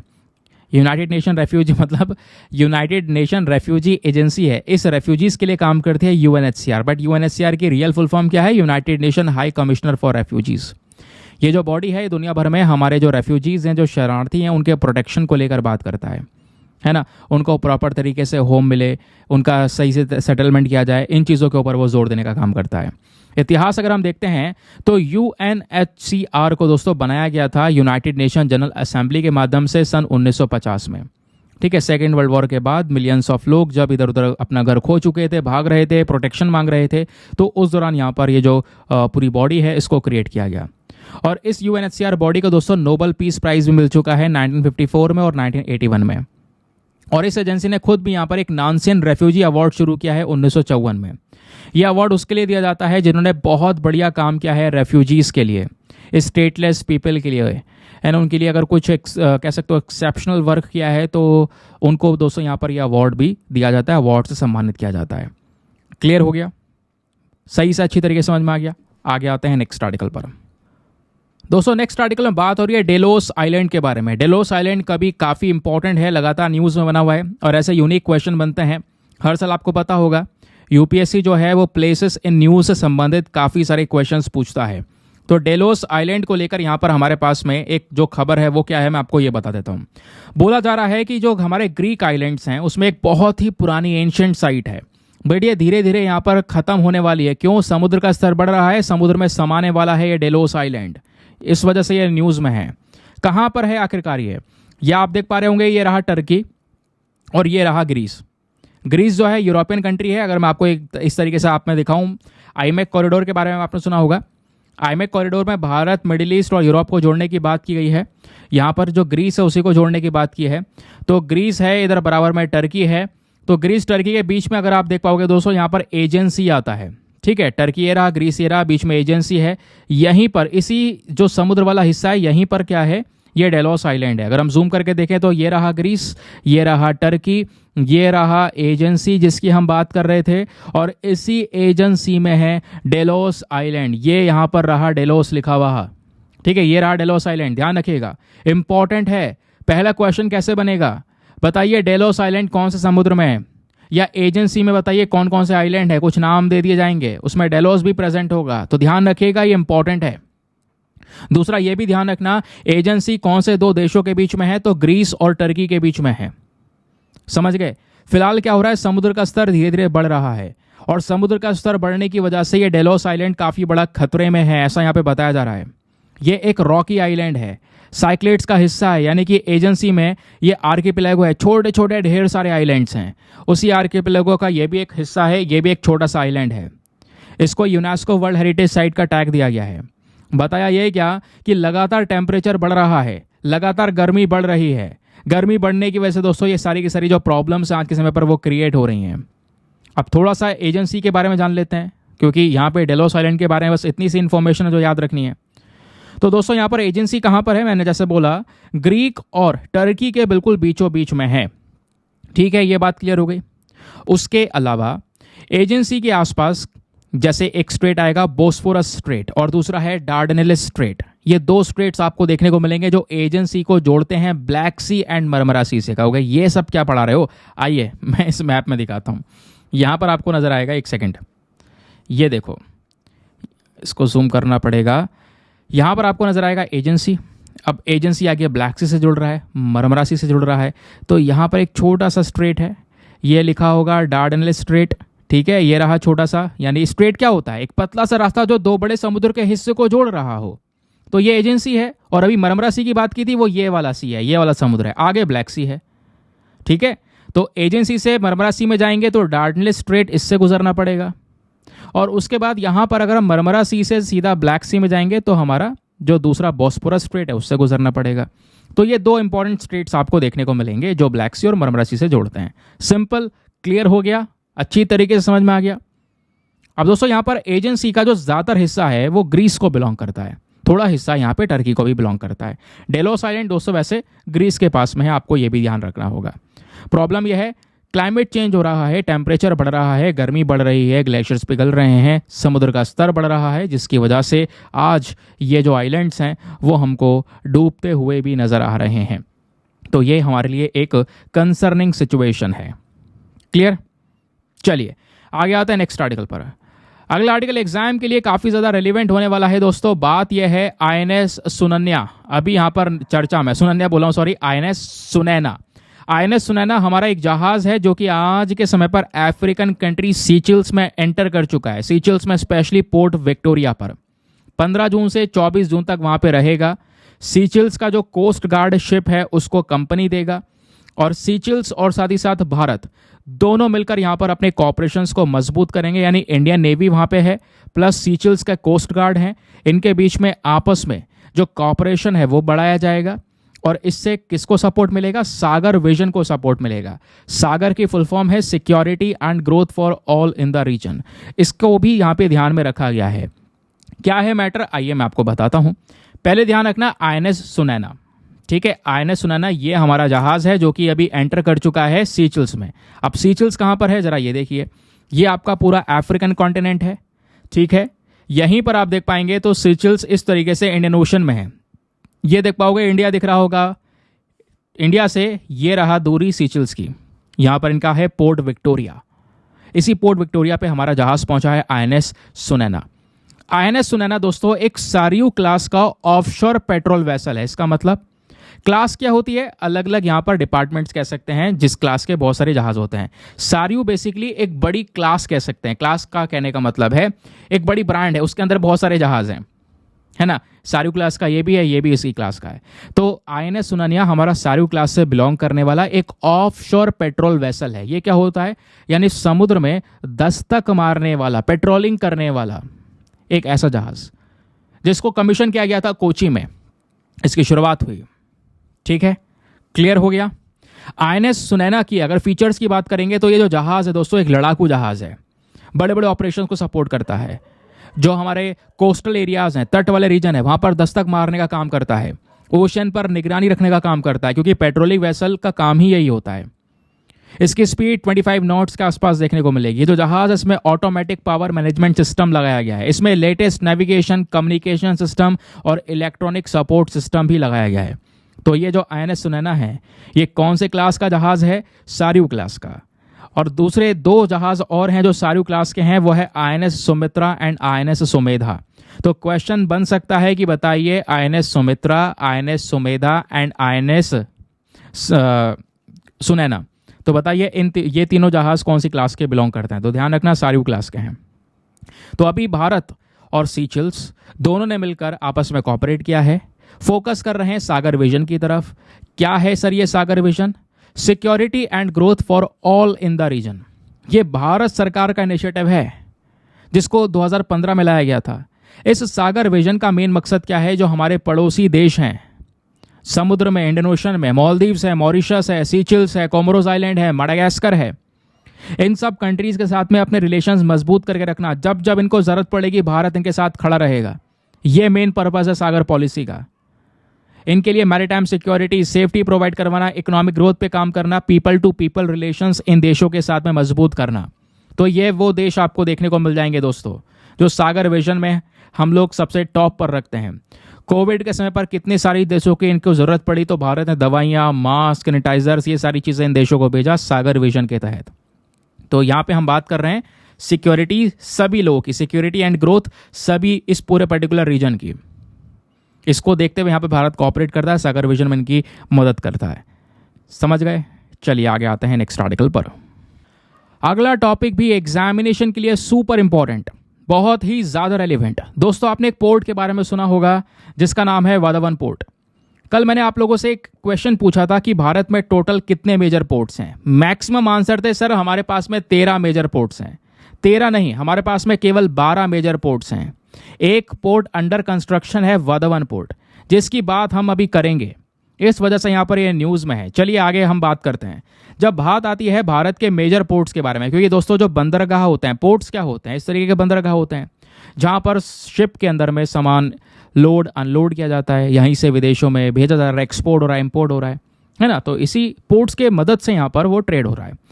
अब इंडिया में पोर्ट्स दो प्रकार के होते हैं, मेजर और माइनर। मेजर बड़े साइज वाले पोर्ट्स, बड़े बड़े जहाज वहाँ पर एंटर कर सकते हैं। माइनर छोटे वाले पोर्ट्स। ठीक है, हमारे पास में टोटल 12 मेजर पोर्ट्स हैं। 13 होंगे वैसे, लेकिन 13वां अंडर कंस्ट्रक्शन है महाराष्ट्र के अंदर में, जिसका नाम है वाधवन पोर्ट, जिसके बारे में भी हम बात करेंगे, बहुत डिटेल शेयर करूंगा। वैसे 12 कौन कौन से हैं? एक है दीनदयाल पोर्ट गुजरात में, फिर मुंबई में ही यहाँ पे एक और है जवाहरलाल नेहरू पोर्ट, यहीं पर मुंबई में महाराष्ट्र में ही वाधवान भी बनाया जा रहा है, ध्यान रखिएगा। फिर उसके अलावा यहाँ पे दोस्तों आपको मुरुमुगांव देखने को मिलेगा, कर्नाटका में न्यू मैंगलोर पोर्ट देखने को मिलेगा, केरला में कोचिन है, उसके अलावा तमिलनाडु में वी.ओ. चिदम्बरम पोर्ट है, देन उसके अलावा यहाँ पर चेन्नई में आपको देखने को मिलेगा, देन यहाँ पर एन्नौर में, then Visakhapatnam, then Paradip and then Kolkata. ये कुछ यहाँ पे आपको 12 मेजर पोर्ट्स हमारे नजर आएंगे। तो ये जो पोर्ट हैं, अभी बात हो रही है वाधवन पोर्ट की। हमारी कैबिनेट ने अप्रूवल कर दिया है कि हम क्या करेंगे, एक green field measure port develop करेंगे एट वाधवन इन महाराष्ट्र। ग्रीन फील्ड प्रोजेक्ट कौन से होते हैं दोस्तों? ग्रीन फील्ड प्रोजेक्ट वो होते हैं जिसको बिल्कुल स्क्रैच से तैयार किया जाता है, यानी शुरुआत से खाली ग्राउंड है, अब बिल्डिंग खड़ी करेंगे इसके ऊपर में, वो होता है ग्रीन फील्ड। एक होता है ब्राउन फील्ड, यानी खाली बिल्डिंग नहीं है, यहाँ पर एक अपार्टमेंट बना हुआ है, एक फ्लोर बना हुआ है, इस पर बस खाली इसको अपडेट करके दूसरा फ्लोर बना देना, वो आपको होता है ब्राउन फील्ड प्रोजेक्ट। तो हमारी अभी सरकार ने अप्रूवल दिया है कि हम एक ग्रीन फील्ड, ध्यान रखिएगा, स्क्रैच से शुरू कर रहे हैं मेजर पोर्ट एट वाधवन इन महाराष्ट्र, जिसका नाम देंगे वाधवन पोर्ट। और इस पोर्ट को बनाया जाएगा एक स्पेशल पर्पस व्हीकल के माध्यम से, एक अलग से बॉडी बनाई जाएगी और वो बॉडी यहाँ पर कह सकते हो तैयार की जाएगी जवाहरलाल नेहरू पोर्ट अथॉरिटी के माध्यम से, और महाराष्ट्र मैरीटाइम बोर्ड ये मिलकर यहाँ पर क्या करेंगे, उस बॉडी को बनाएंगे और वो बॉडी यहाँ पर पोर्ट का कंस्ट्रक्शन शुरू करेगी। एक ऐसा बंदरगाह बनाया जा रहा है जो ऑल वेदर पोर्ट होगा, वहाँ बड़े से बड़े साइज के जहाज एंड तक जा सकेंगे। इन सब चीज़ों को ध्यान में रख के पोर्ट बनाया जाएगा।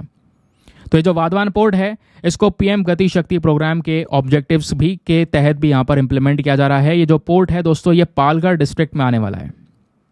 ठीक है, पालघर डिस्ट्रिक्ट में यहाँ पर इसको रेडी किया जाएगा और इसको बनाया जाएगा कौन से मॉडल पर? लैंडलॉर्ड मॉडल पर, थ्रू पब्लिक प्राइवेट पार्टनरशिप। यानी लैंडलॉर्ड मॉडल में क्या होगा कि जो ये पोर्ट अथॉरिटी है, ये एक रेगुलेटरी बॉडी की तरह काम करेगी, लेकिन यहाँ पर जो लैंडलॉर्ड और जो प्राइवेट कंपनीज होंगी वो सारे के सारे पोर्ट के ऑपरेशंस को कंडक्ट करने का काम करेंगी। अभी मैं आगे आऊँगा, इसके बारे में बताऊँगा। बताया जा रहा है कि जो ये पोर्ट है दोस्तों वाधवन के अंदर में बनाया जा रहा है, ये ट्रेड के लिए एक इंपॉर्टेंट हब होगा, क्योंकि यहीं पर इसी पोर्ट के पास में अरेबियन सी है, अफ्रीका का ईस्ट कोस्ट है, पर्शियन गल्फ है, ये सभी चीज़ें यहाँ पे पास में ही हैं। अगर हम इस तरीके से इस पर्टिकुलर मैप को देखें तो यहीं पर अरेबियन सी है क्योंकि यहाँ पर बन रहा है, अफ्रीका का ईस्ट कोस्ट मिल जाएगा, पर्शियन गल्फ मिल जाएगा। तो ये सभी यहाँ पर रीजन्स दोस्तों इस बंदरगाह के पास में है, ये आप देखेंगे। तो ये बंदरगाह से हम क्या करेंगे, अपने आईमेक कॉरिडोर को भी अच्छी तरीके से इम्प्लीमेंट कर पाएंगे, या पूरे यूरोप से, यूरेशिया से जुड़ पाएंगे। या आप देख पाएंगे हमारा वाधवन पोर्ट है, इस पोर्ट से सीधा व्यापार हो सकेगा, जो व्यापार इस तरीके से निकलकर मिडिल ईस्ट और अफ्रीका को जोड़ देगा, यूरोप तक पहुंचेगा और ऊपर रशिया तक जा सकेगा दोस्तों। तो ये इंपॉर्टेंस है इस वाधवन पोर्ट का, अच्छी तरीके से कनेक्टेड है। इस पोर्ट को 2 फेज में बनाया जाएगा। उसके अलावा इस पोर्ट का सबसे बड़ा इंपॉर्टेंस ये है, इससे आप बड़े बड़े प्रोजेक्ट्स को इंप्लीमेंट कर सकते हो, जैसे आईमेक कॉरिडोर। आईमेक कॉरिडोर पता है ना क्या है? जहां पर भारत सीधा यूएई से यहां पर क्या करेगा, मतलब यूएई में हम लोग अभी अपने आप को जोड़ेंगे, कनेक्ट करेंगे, फिर मिडिल ईस्ट के ज़रिए यहाँ पर क्या होगा, सीधा ग्रीस पहुँचेंगे, तो वो हमारा आईमेक कॉरिडोर है, जिस कॉरिडोर में हम फोकस कर रहे हैं भारत, मिडिल ईस्ट और साथ ही साथ में यूरोप को जोड़ने की। अभी मैंने आपको एक फ़ोटो भी दिखाया था, याद होगा। अभी यहाँ पे बात हो रहा है कि आईमेक के साथ साथ दोस्तों जो आईएनएसटीसी कॉरिडोर है उसको भी सपोर्ट मिलेगा इस वाधवान पोर्ट की वजह से। आईएनएसटीसी कॉरिडोर क्या है, वो सीधा यहाँ पे हमारे वाधवान पोर्ट को ईरान से जोड़ेगा। ईरान के जो यहाँ पर हमने बंदरगाह बना रखा है चाबार पोर्ट, उससे सीधा ऊपर अजरबैजान से रशिया पहुँच जाएंगे। समझ गए? तो आईएनएसटीसी कॉरिडोर ये है, दोनों कॉरिडोर्स को यहाँ पे सपोर्ट करेगा वाधवान पोर्ट। और बताया जा रहा है वाधवान पोर्ट अच्छा ही खासा कनेक्टेड है, लगभग मुंबई से 140 किलोमीटर की दूरी पर है। दूसरी चीज़ यहाँ पर क्या है कि 34 किलोमीटर दूर पर है ये दिल्ली मुंबई फ्रेट कॉरिडोर से, यानी जो दिल्ली मुंबई फ्रेट कॉरिडोर वहाँ से निकलता है उससे भी 34 किलोमीटर की दूरी पर है। तो अच्छी खासी कनेक्टिविटी यहाँ पर देखने को मिल जाती है वाधवान पोर्ट की। ये आईएनएसटीसी कॉरिडोर इसको भी यहाँ पर पूरी तरह से सपोर्ट करता हुआ नजर आएगा। इसके माध्यम से भी यहाँ पर इस बंदरगाह से सीधा रशिया तक यहाँ पे हम व्यापार कर सकेंगे। समझ गए? अब जैसे हम बात कर रहे थे भारत में जो पोर्ट्स हैं उनकी स्थिति के बारे में, तो इंडिया में जो पोर्ट्स है दोस्तों उनको दो कैटेगरीज में कैटेगराइज किया जाता है। एक होता है मेजर पोर्ट, एक होता है नॉन मेजर पोर्ट यानी माइनर पोर्ट्स। जो मेजर पोर्ट्स होते हैं ये सीधा हमारे union ministry of port shipping and waterways के अंडर में आते हैं। आज के समय पर हमारे पास में इस प्रकार से 12 फंक्शनल मेजर पोर्ट्स नजर आएंगे। फिर बात आती है माइनर पोर्ट्स की, तो माइनर पोर्ट्स जो हैं दोस्तों ये हमारी स्टेट मैरीटाइम बोर्ड्स या स्टेट गवर्नमेंट के अंदर में आते हैं। तो राज्य सरकार के अंडर में माइनर पोर्ट्स आते हैं, केंद्र सरकार के अंडर में मेजर पोर्ट्स आते हैं। जो माइनर पोर्ट्स हैं दोस्तों आज के समय पर वो आपको 200 नॉन मेजर पोर्ट्स, वही लगभग 200 आपको माइनर पोर्ट्स नजर आएंगे। ठीक है, तो मेजर पोर्ट्स की बात आती है तो 12 फंक्शनल है, एक अंडर कंस्ट्रक्शन है। तो इस टोटल कर देंगे तो वैसे 13 हैं, बट इस तरीके से यहाँ पे 12 हैं। आप लोगों से एक सिंपल सा क्वेश्चन है, आज के समय पर हमारे union minister of port shipping and waterway कौन है? जरा उनका नाम लिखिए नीचे कमेंट सेक्शन में। चलिए आगे आते हैं नेक्स्ट आर्टिकल पर। अब होती है आर्टिकल की समाप्ति।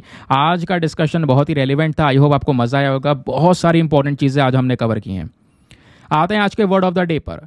वर्ड ऑफ द डे क्या है? वर्ड ऑफ द डे है डल्सीफाई। अब ये डल्सीफाई का मतलब क्या होता है? मेक स्वीटर इन टेस्ट, मधुर करना, मिठास लाना, मीठा करना, उसको बोलते हैं डल्सीफाई। इसका सिनोनियम स्वीटन, एडल्टरेट ये भी हम यूज़ कर सकते हैं। जैसे सेंटेंस बनाया गया है कि he used honey to dulcify his tea, उस व्यक्ति ने शहद का इस्तेमाल किया अपने चाय को और मिठास देने के लिए, मधुर करने के लिए। तो मीठा करने के लिए यहाँ पर ये वर्ड होता है डल्सीफाई। तो दोस्तों यहाँ पर आप फटाफट इस वर्ड का यूज़ करके ज़रा एक सेंटेंस बनाइए। रोज़ रोज़ मैं आपको एक सेंटेंस देता हूँ।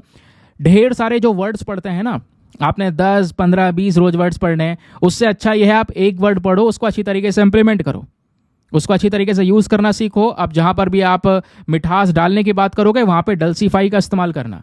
जैसे कल मैंने कुछ वर्ड्स ऐड करे, आपको डेली एक वर्ड मिल रहा है, तो वो एक वर्ड आपके बहुत काम का होगा। धीरे धीरे करके आपको वोकेबलरीज में बहुत सारी चीज़ें ऐड कर देगा। समझ गए?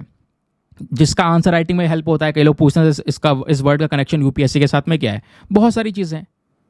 ठीक है, आपको कॉम्प्रहेंशन में इस तरीके की चीज़ें देखने को मिल जाती हैं। वहाँ पर सीसैट के अंदर में आपके आंसर राइटिंग में इस तरीके के नए नए वर्ड्स आपको मिलेंगे यूज़ करने के लिए। ठीक है, तो हेल्प मिल जाती है। बट सिंगल वर्ड आप है, इसका आराम से यूज़ कर सकते हैं और फटाफट, क्योंकि जब तक यूज़ नहीं करोगे तब तक इसका कोई फ़ायदा नहीं है, याद नहीं रख पाओगे। एक सेंटेंस बनाओ नीचे कॉमेंट सेक्शन में। चलिए बना लिया सेंटेंस। आइए अब फटाफट टेस्ट दीजिए कि आज का जो पूरा लेक्चर है उसमें से आपने क्या क्या सीखा है। आपके सामने लगातार बहुत सारे क्वेश्चंस आने वाले हैं, उसके आंसर देते हुए चलना। लास्ट में एक साथ सभी क्वेश्चंस के आंसर्स मैं आपके साथ में शेयर कर दूंगा। आप उसको रीमैच करना, चेक करना और देखना कितना स्कोर आपका आया है। Question number 1, consider the following statements with reference to refugees. अभी हमने पढ़ा था रेफ्यूजी के बारे में जब वर्ल्ड रेफ्यूजी डे के बारे में डिस्कशन किया। तो रेफ्यूजीज से रिलेटेड आपके सामने 2 स्टेटमेंट्स है, बताइए दोनों में से कौन सा स्टेटमेंट सही है। पहला, जो इंटरनेशनल रेफ्यूजी है यह रिप्रेजेंट करता है majority of all displaced individuals world wide. दुनिया भर में जितने भी डिस्प्लेस्ड इंडिविजुअल्स उसमें मेजॉरिटी यहाँ पर इंटरनेशनल रेफ्यूजीज हैं। दूसरा स्टेटमेंट ये बोलता है कि जो मेजॉरिटी ऑफ रेफ्यूजीज हैं दोस्तों दुनिया भर में, ये ज़्यादातर लो और मिडिल इनकम कंट्रीज में रहते हैं। तो बताइए दोनों में से कौन सा स्टेटमेंट सही है। ऑप्शन नंबर है 1 ओनली, B 2 ओनली, C दोनों सही है, या फिर D दोनों के दोनों गलत हैं। अगला क्वेश्चन बात करता है consider the following statements regarding economic advisory council to the prime minister. तो economic advisory council to the prime minister से रिलेटेड आपके पास में दो स्टेटमेंट्स है, बताइए दोनों में से कौन सा स्टेटमेंट सही है। पहला, ये बॉडी जो है एक प्रकार की इंडिपेंडेंट बॉडी है जिसका मेन काम है इकोनॉमिक इश्यूज़ को एनालाइज करना और इकोनॉमिक मैटर्स पर हमारे प्रधानमंत्री को रेफर करना, उनको एडवाइस करना। दूसरा स्टेटमेंट ये बोलता है ये जो बॉडी है दोस्तों एक मंथली रिपोर्ट प्रिपेयर करती है इकोनॉमिक डेवलपमेंट से संबंधित और वो प्रधानमंत्री के लिए रिपोर्ट्स को रेडी किया जाता है। तो बताइए दोनों में से कौन सा स्टेटमेंट सही है। Option number A 1 only, B 2 only, C दोनों सही हैं या फिर डी दोनों के दोनों गलत हैं। अगला प्रश्न बात करता है स्टोन हेंज के बारे में। तो स्टोन हेंज के रेफरेंस में आपके पास में दो स्टेटमेंट्स हैं, बताना है दोनों में से कौन सा स्टेटमेंट सही है। पहला, ये एक आर्किपेलागो साइट है जो कि फ्रांस में लोकेटेड है। दूसरा स्टेटमेंट ये बोलता है कि स्टोन हेंज की जब हम लोग बात करते हैं तो यहाँ पर एक रफली मैसिव अपराइट स्टोन्स, खड़े हुए स्टोन आपको देखने को मिलते हैं जो सर्कुलर लेआउट में लगाए गए हैं। तो बताइए दोनों में से कौन सा स्टेटमेंट सही है। ऑप्शन नंबर है 1 ओनली, B 2 ओनली, सी दोनों सही हैं या फिर डी दोनों के दोनों गलत हैं। नेक्स्ट क्वेश्चन बात करता है डेलोस आइलैंड के बारे में। तो डेलोस आइलैंड हाल ही में न्यूज़ में देखने को मिला है, बताइए ये कौन से समुद्र में लोकेटेड है। ऑप्शन नंबर है एजियन सी या फिर बी कैस्पियन सी या फिर डी रेड सी या फिर डी ब्लैक सी। तो बताइए इन चारों में से कौन से समुद्र में डेलोस आइलैंड लोकेटेड है। अगला प्रश्न और इंटरेस्टिंग वन, यहाँ पे बात हो रही है INS सुनैना। INS सुनैना जो कि एक ऑफशोर पेट्रोल वेसल है, ये हाल ही में न्यूज़ में देखने को मिला। ये बताइए कौन सी क्लास को बिलोंग करता है। ऑप्शन नंबर है डेली क्लास को, बी सारियू क्लास को, सी कालावेरी क्लास को या फिर डी इनमें से कोई नहीं। तो दोस्तों ये थे हमारे कुछ क्वेश्चन, 4-5 क्वेश्चंस। तो आई होप आपने सभी क्वेश्चन के आंसर बिल्कुल सही सही दिए होंगे। देखिए नीचे कमेंट सेक्शन में आंसर दीजिए, मैं आपको पहले इनके आंसर बता देता हूँ, रीमैच करना, देखना कितने सही किए और कितने गलत किए हैं। तो आपसे यहाँ पे पूछा गया INS सुनैना जो कि एक ऑफशोर पेट्रोल वेसल है, हाल ही में न्यूज़ में देखने को मिला, ये कौन सी क्लास को बिलोंग करता है। ऑप्शन नंबर बी सारियू क्लास को बिलोंग करता है, अभी हमने पढ़ा। डेलोस आइलैंड कौन से समुद्र में लोकेटेड है, एजियन सी में लोकेटेड है। अच्छा, आप लोगों से वापस से एक चीज़ रिकॉल करने की कोशिश करो, जो एजियन सी है ये कौन से दो देशों के बीच में आपको देखने को मिलता है, रिकॉल करो फटाफट। ठीक है, इससे क्या होगा, मेमोरी बूस्ट होगी। ये साइंटिफिकली प्रूवन है दोस्तों, आप चीज़ों को अगर तुरंत रिकॉल करते हो ना तो मेमोरी कंसंट्रेशन की चीज़ें इंप्रूव होती हैं, जो हम कभी करते नहीं है क्योंकि रिविजन से हमें आलस आता है, आपको पता होगा। फिर उसके बाद यहाँ पर बात है स्टोन हेंज के बारे में। इससे संबंधित दो स्टेटमेंट है, बताइए इन दोनों में से कौन सा स्टेटमेंट सही है। पहला, ये साइट फ्रांस में है, बिल्कुल गलत, इंग्लैंड में है। दूसरा स्टेटमेंट यहाँ पे सही है, बिल्कुल यहाँ पर ये अपराइट स्टोन्स वगैरह आपको यहाँ पर देखने को मिलते हैं, that is why option number B 2 only is the correct answer. फिर आपसे पूछा गया economic advisory council to the prime minister से संबंधित आपके पास में दो स्टेटमेंट है, बताइए दोनों में से कौन सा स्टेटमेंट सही है। यहाँ पे दोनों के दोनों स्टेटमेंट सही हैं। हाँ भाई, क्योंकि अभी पढ़ा था इकोनॉमिक इशू से संबंधित हमारे प्रधानमंत्री को ये एडवाइस देने का काम करते हैं, प्लस मंथली रिपोर्ट प्रिपेयर करते हैं इकोनॉमिक डेवलपमेंट से संबंधित, वो भी यहाँ पे हमारे प्रधानमंत्री को दी जाती है। तो दोस्तों ये थे हमारे क्वेश्चंस। आई होप आप लोगों ने सभी क्वेश्चंस को बिल्कुल सही सही अटेम्प्ट किया होगा। तो क्या स्कोर आया है आपका, फटाफट नीचे कॉमेंट सेक्शन में बताइए। बाकी आते हैं प्रैक्टिस क्वेश्चन की तरफ। यूपीएससी का स्टार्टिंग में जो आपको प्रैक्टिस क्वेश्चन दिया जाता है, इंटरेस्टिंग है वो भी। क्वेश्चन क्या था कि which one of the following treatment is mostly common use to reduce the frequency of sickle cell crisis in the patient with sickle cell disease. Sickle cell disease वाले जो लोग हैं दोस्तों, इनमें कौन सा ट्रीटमेंट कॉमनली यूज किया जाता है इस बीमारी से उनको बचाने के लिए। तो इसका सही उत्तर है option number B hydroxyurea, है ना। ब्लड ट्रांसफ्यूजन भी करते हैं, बट मोस्ट कॉमन ट्रीटमेंट की बात की जा रही है तो वो दोस्तों यहाँ पे हाइड्रोक्सी यूरिया है। ब्लड ट्रांसफ्यूजन प्रिवेंट कर सकता है, लेकिन हाइड्रोक्सी यूरिया दोस्तों यहाँ पर एक प्रॉपर ट्रीटमेंट आपको देखने को मिला है। प्राइमरी और मोस्ट कॉमन यूज किया जाने वाला ट्रीटमेंट है सिकल सेल डिजीज के पेशेंट्स में, that is why option number B is the correct answer. ठीक है, तो ये था डिस्कशन, मजा आया। नीचे कमेंट सेक्शन में लिखना, कुछ सजेशन वगैरह हो तो नीचे कमेंट सेक्शन में जरूर से देना भी। एनीवेज मिलते हैं आप लोगों से अगले वीडियो में। आज के लिए bye bye, have a nice day, thank you and जय हिंद।